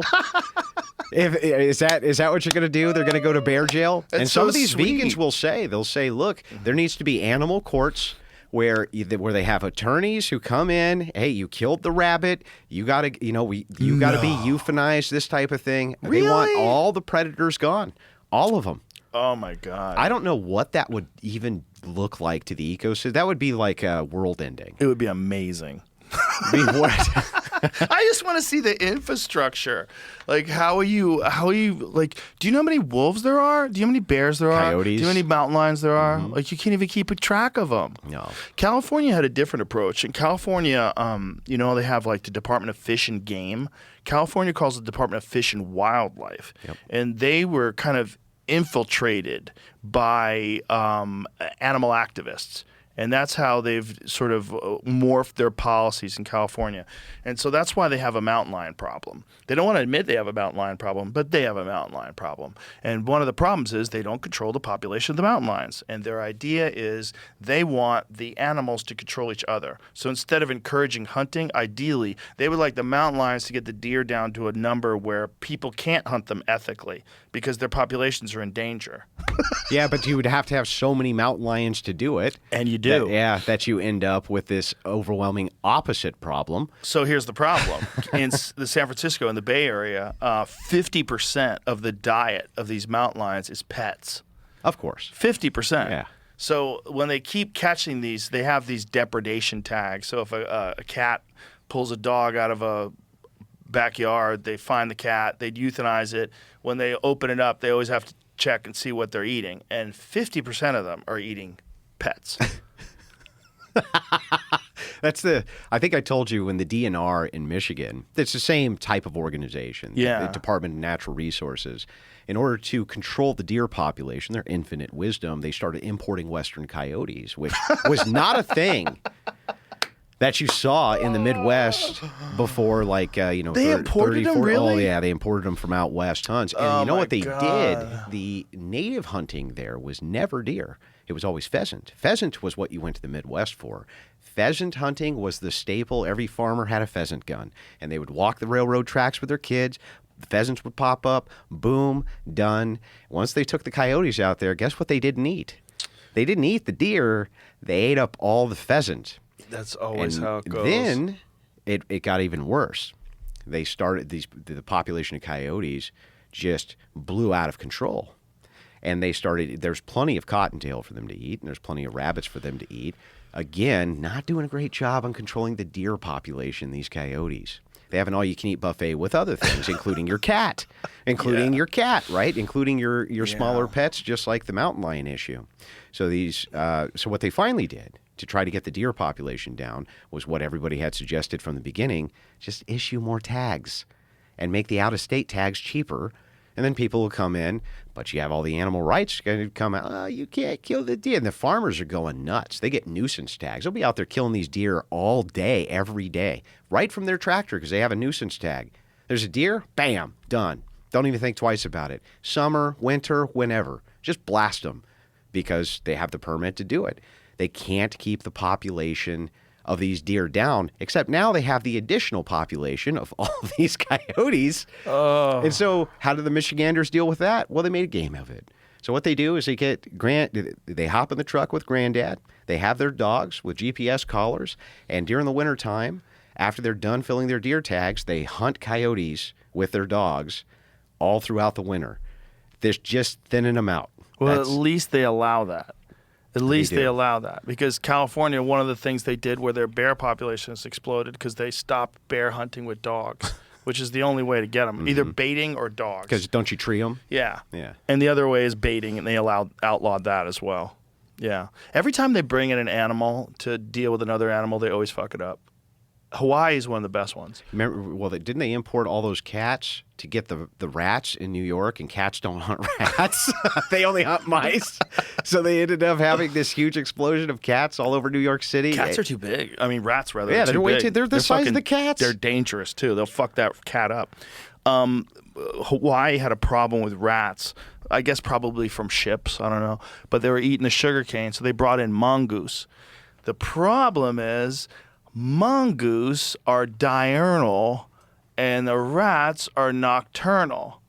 So the mongoose never saw the rats, and the rats never saw the mongoose. So the mongoose started eating up all the ground nesting birds.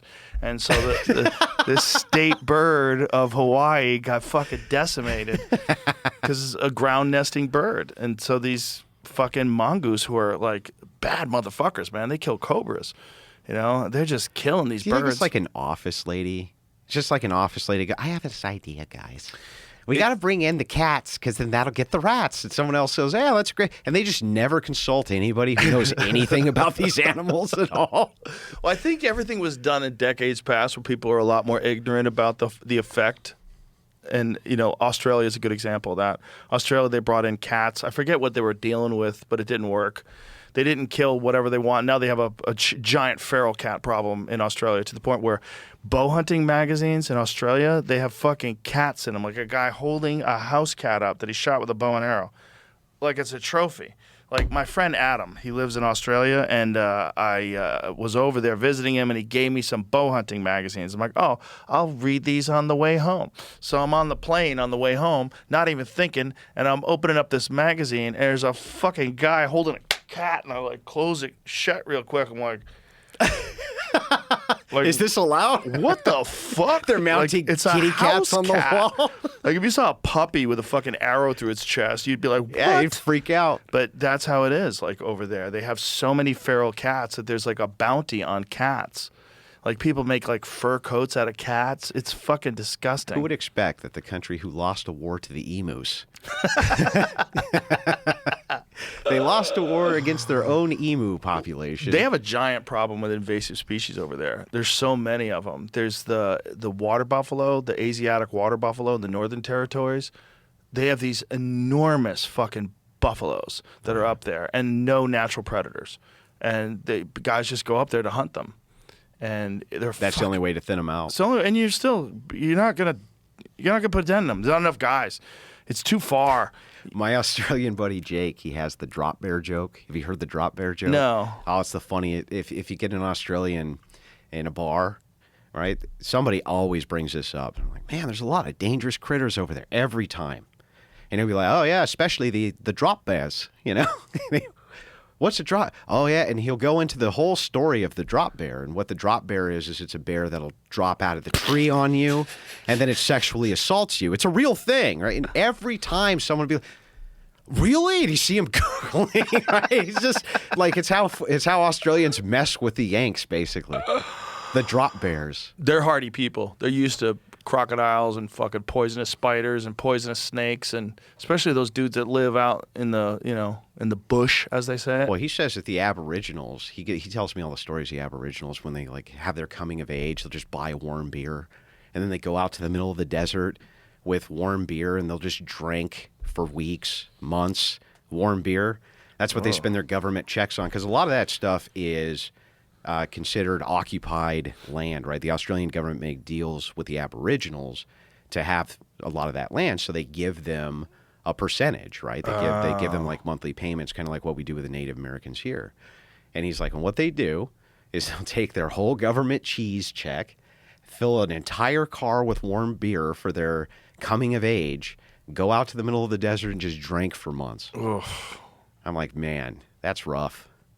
Do they have a similar situation where like Native Americans don't have genetically a history of alcohol use? And so alcohol impacted them different than it did the Europeans. Like they didn't have the enzymes. Not just that, they have another problem. Have you ever seen the petrol song? The petrol song? Oh, man. What I'm about to show you is going to make you laugh to death. There's a song which was made by the Australian government for the Aboriginals about how you shouldn't drink or sniff petrol, gasoline, from a can. I'm not kidding. You can pull it up right now. It's the gasoline song, right? Oh, no. It is the... You just be prepared. You're going to laugh yourself to death. Oh, my God. Here we go. Don't be Rama Rama. by Warburton. Is this it? Put the headphones on. Yeah. No sniff. Don't sniff. Yeah. Oh, step on the bottle. Look at us, we can sniff forever. Show me sister, show me brother, and we stay strong for one another. Come on, come on, come on, come on, yeah! Come on, come on. We couldn't lead us over the islands. You don't sniff petrol from a can. You don't sniff petrol from a can. You put your petrol in the car, it stays. It's messing with your brains.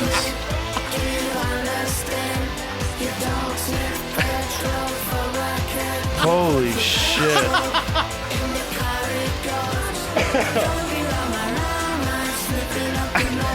Wow. Oh Smell my pretty good though, to be God. honest. Catchy song. Yeah, catchy snow. Yeah. Very catchy. Jesus Christ. So that- Imagine you have that and you think you're going to fix that problem with a catchy song? No, and they have huge problems. He tells me stories about it all the time. He sent that over. He said this song exists. No, it doesn't. No way. Sends it over. And, oh my God, it does exist. It's a real thing. It's such a problem for him. God, that's dark. Yeah, it's brutal. And that's the sort of addiction problems that are going on there. It's not just, like, people forget, it's not just the alcohol introduction. It's the Right. introduction of all things which are addicting that begin, if your culture has no defense against it, just sweeps right through. Right. Very similar to the crack epidemic, right? What was the Right. defense? Well, it's What was also it? the accessibility, right? Crack was cheaper. Just like petrol. Yeah. That whole thing of giving them their land and then giving them money, boy, that always turns out horrible. It's turned out horrible for us here. And It's with turned out Native bad Americans. for the native populations. Except the ones that own casinos. Ballin'. You know, it's funny.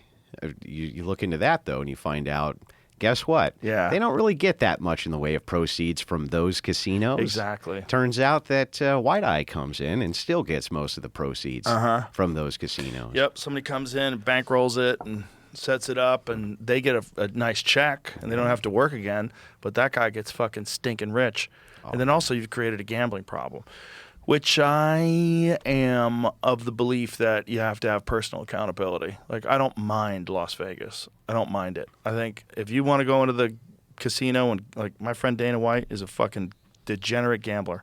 Like, he plays blackjack for like $100,000 a hand. It's nuts. I don't like it. I don't do it. I don't get it. But I feel like you should be able to do it if that's what you want to do. Sure. And then the argument is, like, people lose everything, and, like, true. Also, people lose everything drinking. I don't know what you want to do about that, but I think you should have personal accountability, and you should, if you're an alcoholic, definitely not drink. I don't know, like, at what point in time do we say you can't? Because some people enjoy playing craps. They look forward to going to Vegas, and they want to play craps. Like, what do we? Well, and overwhelmingly now people go, okay, I'm going to go to Vegas, or I'm going to go to Laughlin, or I'm going to go to a place like this. I'm bringing the exact amount of money that I can lose. And That's they just if they're expect rational. to lose. Yeah, just expect to lose. There are degenerate gamblers, there's no doubt. Oh, I could Of introduce you course. to a gang of them. There's tons of degenerate gamblers, that's true. My friend Dana is a weird one because he's a degenerate gambler that's insanely wealthy. Yeah. Like, he's worth fucking shit piles of money, and he's still gambling all the time. Like, but Like there's a thrill for yeah. it, maybe? Yeah, well, but when you set up one of those casinos in a place that's never had a casino, at least Vegas is, like, established, right? But if you just, like, set up some new casino in a very poor area, Check out that stat. Oklahoma rose to $3.23 billion. Oh, native gaming revenues in Oklahoma rose to $3.23 billion in 2010, representing 44% of all U.S. casinos. Whoa. Oklahoma surpassed Connecticut as second in the United States for gaming revenue, according to Alan Meister, an economist with Nathan Associates, Inc. Oklahoma has 113 tribal casinos. Whoa, more than any other state in the U.S. 2015 report on U.S. gaming says Oklahoma has the most gaming machines. Those machines, bro. That's the saddest thing when you go to Vegas, see someone just sitting there. Like a drone. Yeah, just pressing buttons. The right old here. ladies with their. Have you ever seen the screen rubbers? They're hilarious. They'll rub the screen for luck. Yeah. That's just wild. And they play the penny slots. Penny slots, 100 lines at a time, so it's $1 a hand, but it's a penny slot. Oh. It's a penny slot. They're making out like bandits, but it's usually not actually the native tribes that are making out at all.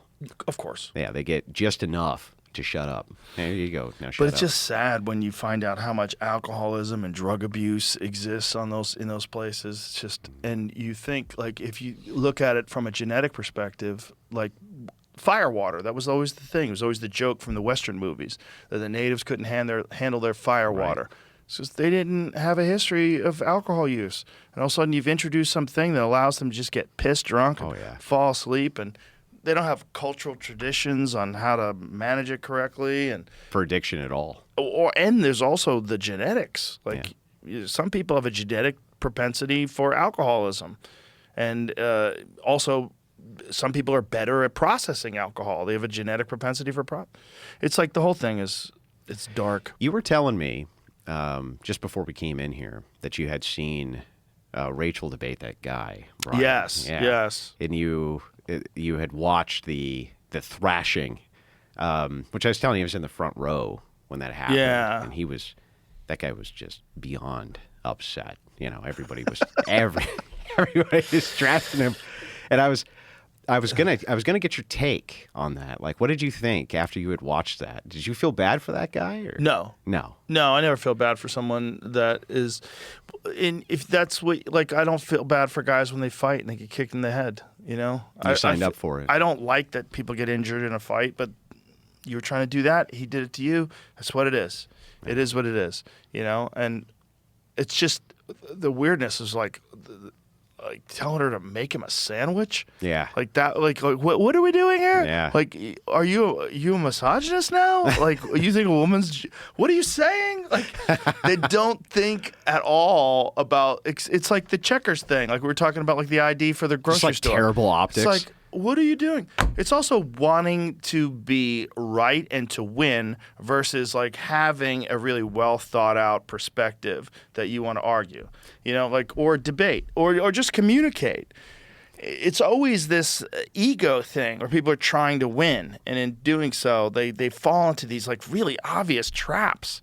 Easy ones, too. That's one of the things that when we first talked about doing another podcast, I said, I want to talk to you about, because, you know, you're very logical in your approach to these things. And so many people are so bad at being logical. Yeah. Well, you know, Dave, I did a debate, pretty famous debate with Dave Smith, and I know you know Dave. And Dave's a friend of mine, and we became friends I after. love Dave. Yeah, we became... He's a very good friend of mine. He's What happened in the debate?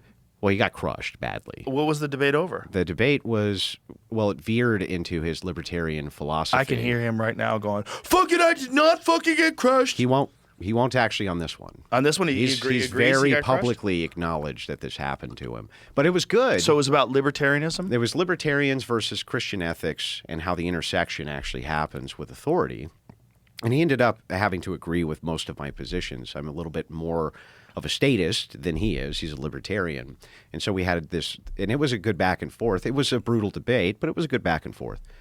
But when it was done, I think what he expected was that I was going to do the Dunk on Dave tour. I was going to go around, but the opposite. In fact, I DM'd him and said, look, I think that I can help shore your worldview up. So you're a libertarian, and here's some points that you missed. And I think I can help shore those up. And he said, really? So I walked him through a bunch of those points, and he still uses them to this day. That's cool. But the whole idea there is like, I do want my worldview to win. Ultimately, that's true. And one of the reasons I do so many debates is because I do think that I'm speaking to the audience from my worldview, why I think it's perhaps superior to this guy's, or the things I'm advocating for better or worse. With Dave, he's doing the same thing. He's advocating his worldview. I think the difference there, the distinction, was that he was surprised, and he kind of asked me about it. And I said, look, the reason is because you're a good debater, and you've gotten better as time has gone on. And if you're going to represent your view, I want you to be the best at representing that view, because that's how you determine which worldview people end up going with. Mm-hmm. This is why so many people have moved towards Christianity and Christian ethics, seeing the religious debates has a lot to do with that, with the various ideas in worldview being expanded, and then the kind of the graciousness even after the debate of trying to help the other person with their view. That's very cool, and that would be nice if most people used that framework to have discussions. They don't. They don't. No, they don't. It's just, and again, it's like it's a part of what we're talking about, that there's this whole commodity of attention, and there's a lot of attention on dunking on people and shitting on people and being mean, and people love that stuff for whatever reason. That's true. Now, I'm not always that charitable when it comes to progressives or leftists, the people who I consider responsible for many of the most horrific things in society socially that we deal with. I'm not nearly as charitable to them. But this is because in my humble experience, they have not been very charitable to anybody. No. Anybody's views. It's a very hyper-aggressive position, and very prone to insults, and that it's normalized. It's like attacking people's normalized. The celebration of Charlie Kirk is a great example of like the cruelty that's normalized, right? And when you get down to the core pillar of their ideology, a lot of them think not only is this justified, I'll give you an example. There's a guy who was inside the Twitch sphere who says, well, wouldn't you kill Hitler if you could before he became Hitler? That's his justification. Right. And so you see many progressives who have this kind of justification, and that leads to a huge amount of political violence, which becomes normalized because they justify it through the lens of, I'm stopping a monster. Right. I've never thought these people see me as a human being. I don't think that they do. I think that they see me, most of them, at least the ones I debate with, as an actual monster who's trying to take from or destroy them or hurt them in some way. And so from my view, that's what it always seems like coming this direction, is that they don't even see me as a person. They see me as like an idea or an ideology which is there to hurt them. Right, that they have to attack and beat and win. Right. And then, of course, they're in the echo chamber of the people that also support that ideology, and they're all, like, agreeing that this is okay and that this is acceptable and this violence is acceptable and all these different things. Yeah. It's really – it's kind of daunting because you're just like, when does this dust settle? When do people just, like, relax – and start having actual conversations on both sides? Like, when do people just do what you and Dave did and just find out why a person thinks what they think and what the actual facts of what they're saying are, and whether or not your worldview is distorted. Or compatible. You know, like Christian ethics living inside of libertarianism, from my view, is way better than trying to make Christian ethics compatible with progressive ideology. Right. And so if I have to pick between a guy governing like Mamdani or a guy who holds the ideology like Dave Smith, I'm picking Dave Smith's ideology. Yeah. And those are the choices. That's how I view it. I view it as choices between ideologies. Somebody's going to be in charge. Somebody's going to be in charge of the state, no matter what. Yeah. I'm going to try to pick the ideology that's closest to my own. If you're going to be in charge of the state, I definitely want you to at least be representing the values that I have while you're in charge of it. And the values of being legitimately charitable and a pathway to redemption, which doesn't exist with progressive, which is really a problem because they keep pushing the goalposts and eating their own. They keep going further and further left and attacking people for not being left enough. And, like, you get cast out of the community. You get excommunicated for how many people were excommunicated during COVID for just not going along with the government's narrative on pharmaceutical drugs? Being injected in your body absent your consent. Yeah. Many of them wanted COVID passports. Remember that? Yeah. They wanted to inject the jabby-stabby into you. YouTube even censored opposition to it for a long time.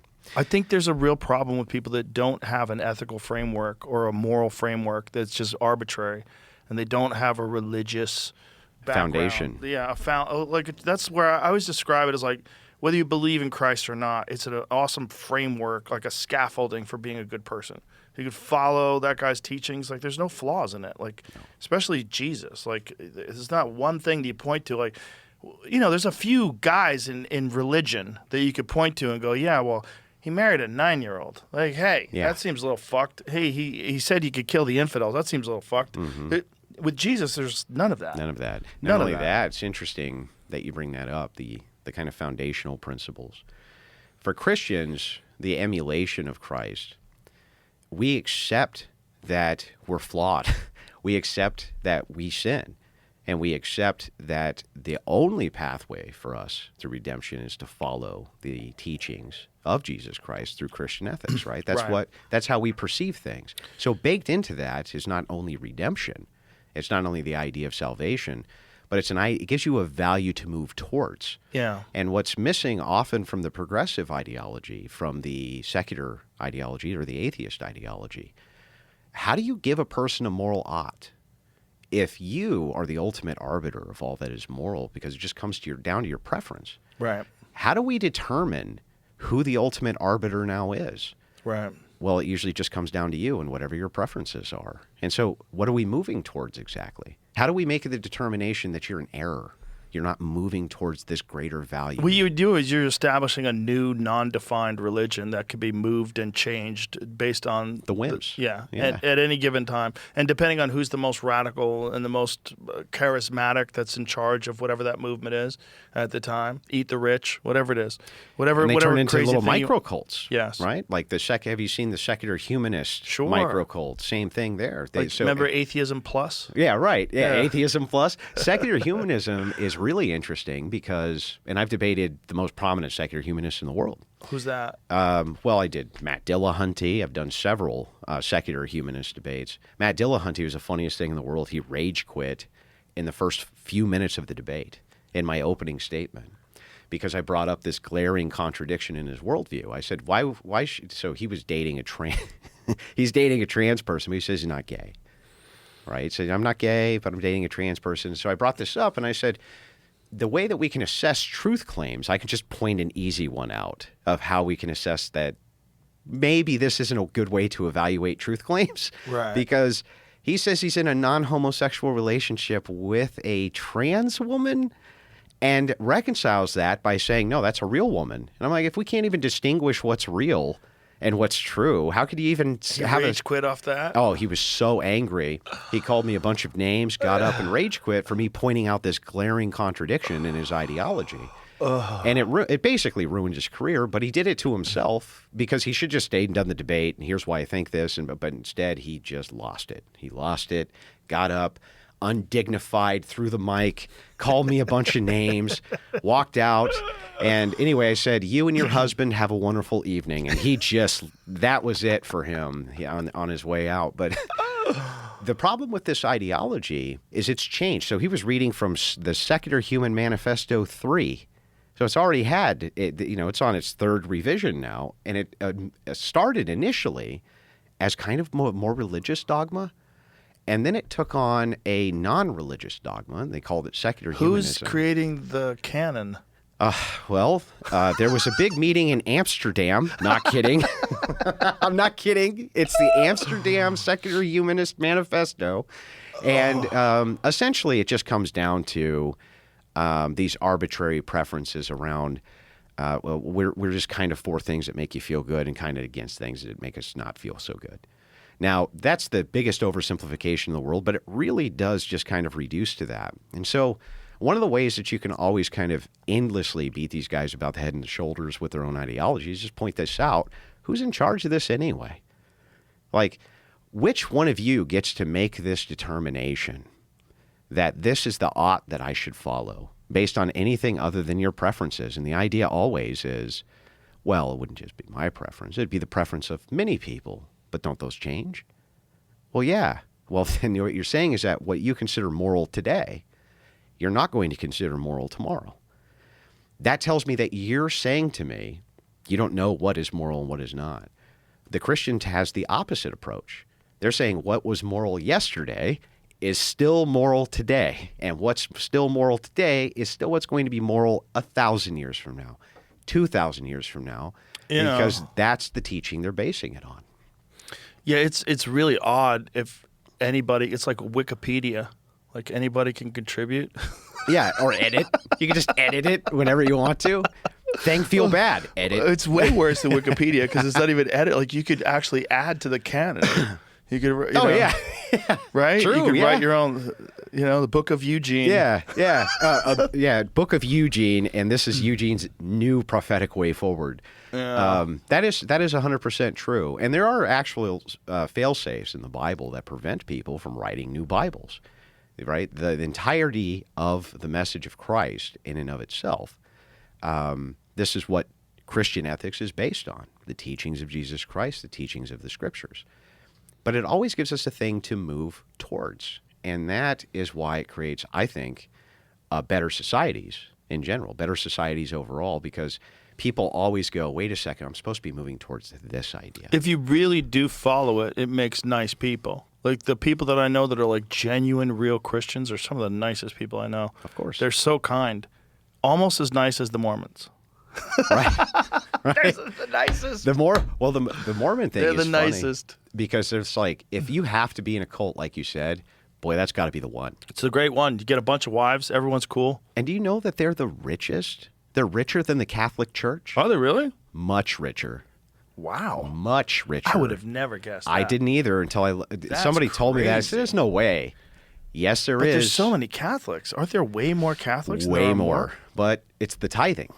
So Mormons are really, they practice nepotism like no other. I mean, and they just overwhelmingly practice this in their communities. And so with the tithing, business tithing, some of these businesses will tithe the Mormon church 60, 70%, and then they get awarded various contracts from their friends and things like this. Oh, and wow. the church has buku dollars. Damn, what a nice setup. Yeah, it's a pretty nice setup for them. And then they run their own politicians inside their own states. Of course. Yeah, which then enforces their law. It's like they kind of figured a lot of this out. As long as they're nice. If they could push that niceness out to everybody else, like, what? But why?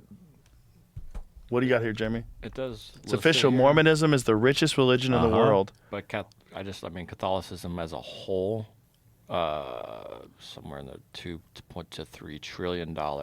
Oh, because there's a bunch of different Catholic churches? Yeah, is that what it is? yeah, Oh, I right. see. But the single richest church is the Church of Jesus Christ of Latter-day Saints. So Mormons.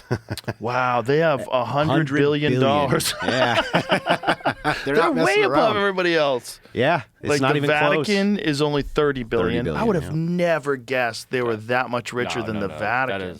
That's not correct. It's not fair? That is not correct. What do you mean? I'm just saying it's not correct. How so? I mean, well, also, it's a Wikipedia post on Reddit. That's not the best source. Oh, for you just think this is information. just not accurate in general? Yeah, whatever Holy See is not. That's the Vatican. Yeah, that'll be. I know, but I mean, they got way more than $30 billion and just But that's a lot of money, dude. Yeah, it is. and just art. I wonder, right? That's a good point. That's what I said. I just looked it up. It's worth $3 trillion. It says on this other post. Oh, interesting. Yeah. So just the art I'm just or the buildings and the Vatican itself? with getting into the weeds of it. Yeah, as one whole church in Utah, yes, comparatively to the one church in Texas, it's got. So are they just a whole basing lot it more. on their assets? Is that what it is? Also, Like, it was comparing it to like per person, like per. Look, average Catholic is worth $67,000 versus $1.7 million. For a That's- million. damn, the average Mormon is worth $1.7 million? Nepotism, baby. Yeah, and then also there's It a bunch works. of Catholics. There's way more Catholics like in Africa that aren't worth right, anything. and so. South America especially. Right, but that is crazy. The average Mormon's worth $1.7 million? That's also probably their stat. Yeah, at least Right, the they're Reddit trying to stat. rope you in. Probably like, Yeah. yo, if you Bro, listen- join us. That's what Scientology does, right? Oh, I mean, that was a that's big good thing with point. Scientology in Hollywood.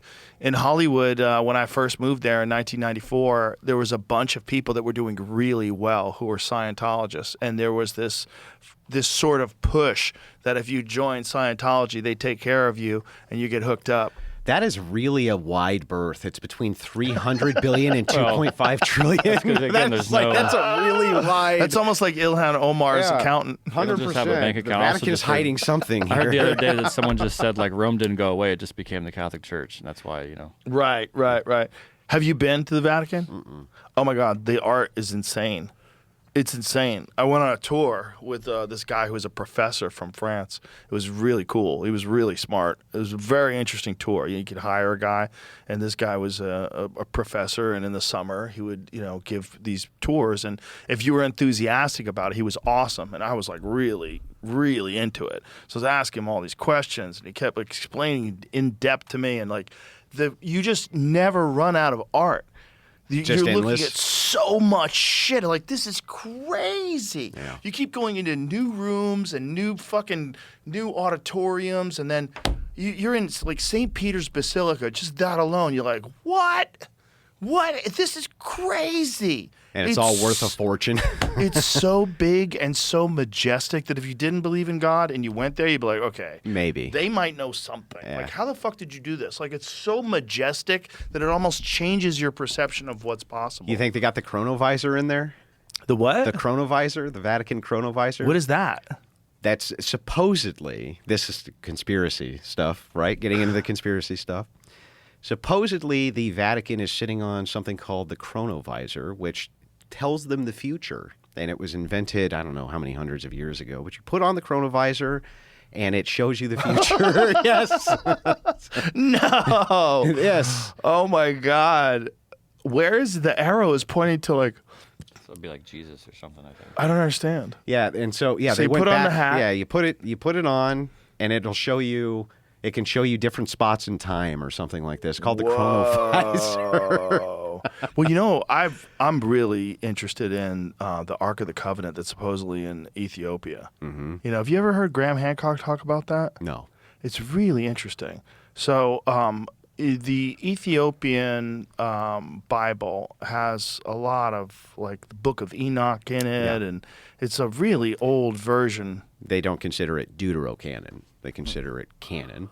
Yeah. So Yeah. the Ethiopian church is not actually, I don't believe it's actually in communion with the Orthodox Church anymore. Right. It's on its own along with a couple others, but they do have more books in their Bible than the Orthodox Church does in the Catholic Church. Right. And supposedly they're guarding the Ark of the Covenant. And these people that are assigned to be a guardian of this thing, they can only do it for a couple of years, and they develop cataracts. And he spoke to these people. From the And blinding light. from whatever the fuck it is, like whatever it is. It might be radiation. I mean, who knows what it is. But apparently the lore is that it's this one particular church, this very old church in Ethiopia, and there is an area where they are guarding the Ark of the Covenant.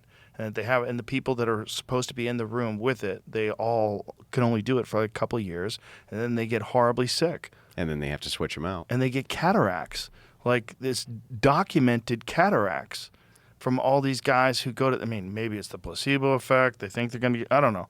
But I highly doubt it. Yeah. It sounds more likely you've got some sort of a crazy artifact that might be ancient technology. We have the same thing in Israel over Jesus' tomb. Supposedly, this is a photo. Of Yeah, the Jesus. chronovisor. I was just reading the article. This is like it says it's a purported photo of Oh, Jesus. it's crystal clear. That's clearer than whatever his name is, Tyler Robinson. right.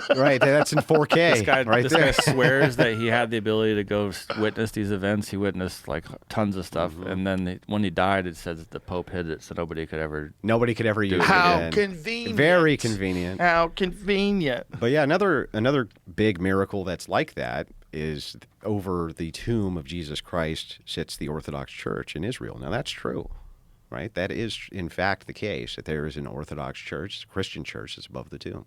Wow. And every year, I think it's every year, they have the miracle of the Holy Sepulchre. I think I'm pronouncing that right, sepulchre. And what they do is they use flame and emulate themselves in this holy flame, and they're burning. They're on fire, and none of them burn. What? Yeah. How do they do that? Nobody knows.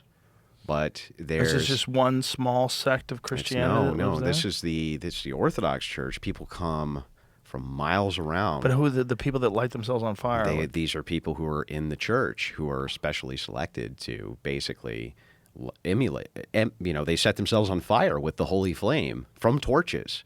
And apparently, this is what I'm told, they've had people go and investigate, and they can't figure out how exactly this is being done, but they're completely on fire and they don't get hurt at all. Jamie, pull that up. I have. Is there video of that? There is before video. I get there, Really? demonstration Yeah. on Greek television. Of them, dipped like, 5 candles in white phosphorus. The candles spontaneously ignited for approximately 10 minutes due to the self-ignition properties of white phosphorus when in contact with the air. According to the website, it says that phosphorus is dissolved in an appropriate organic solvent. Self-ignition is delayed until the solvent is completely evaporated. Repeated experiments show the ignition can be delayed for half an hour or more, depending on the density of the solution. How does it stop them from catching fire, though, and dying?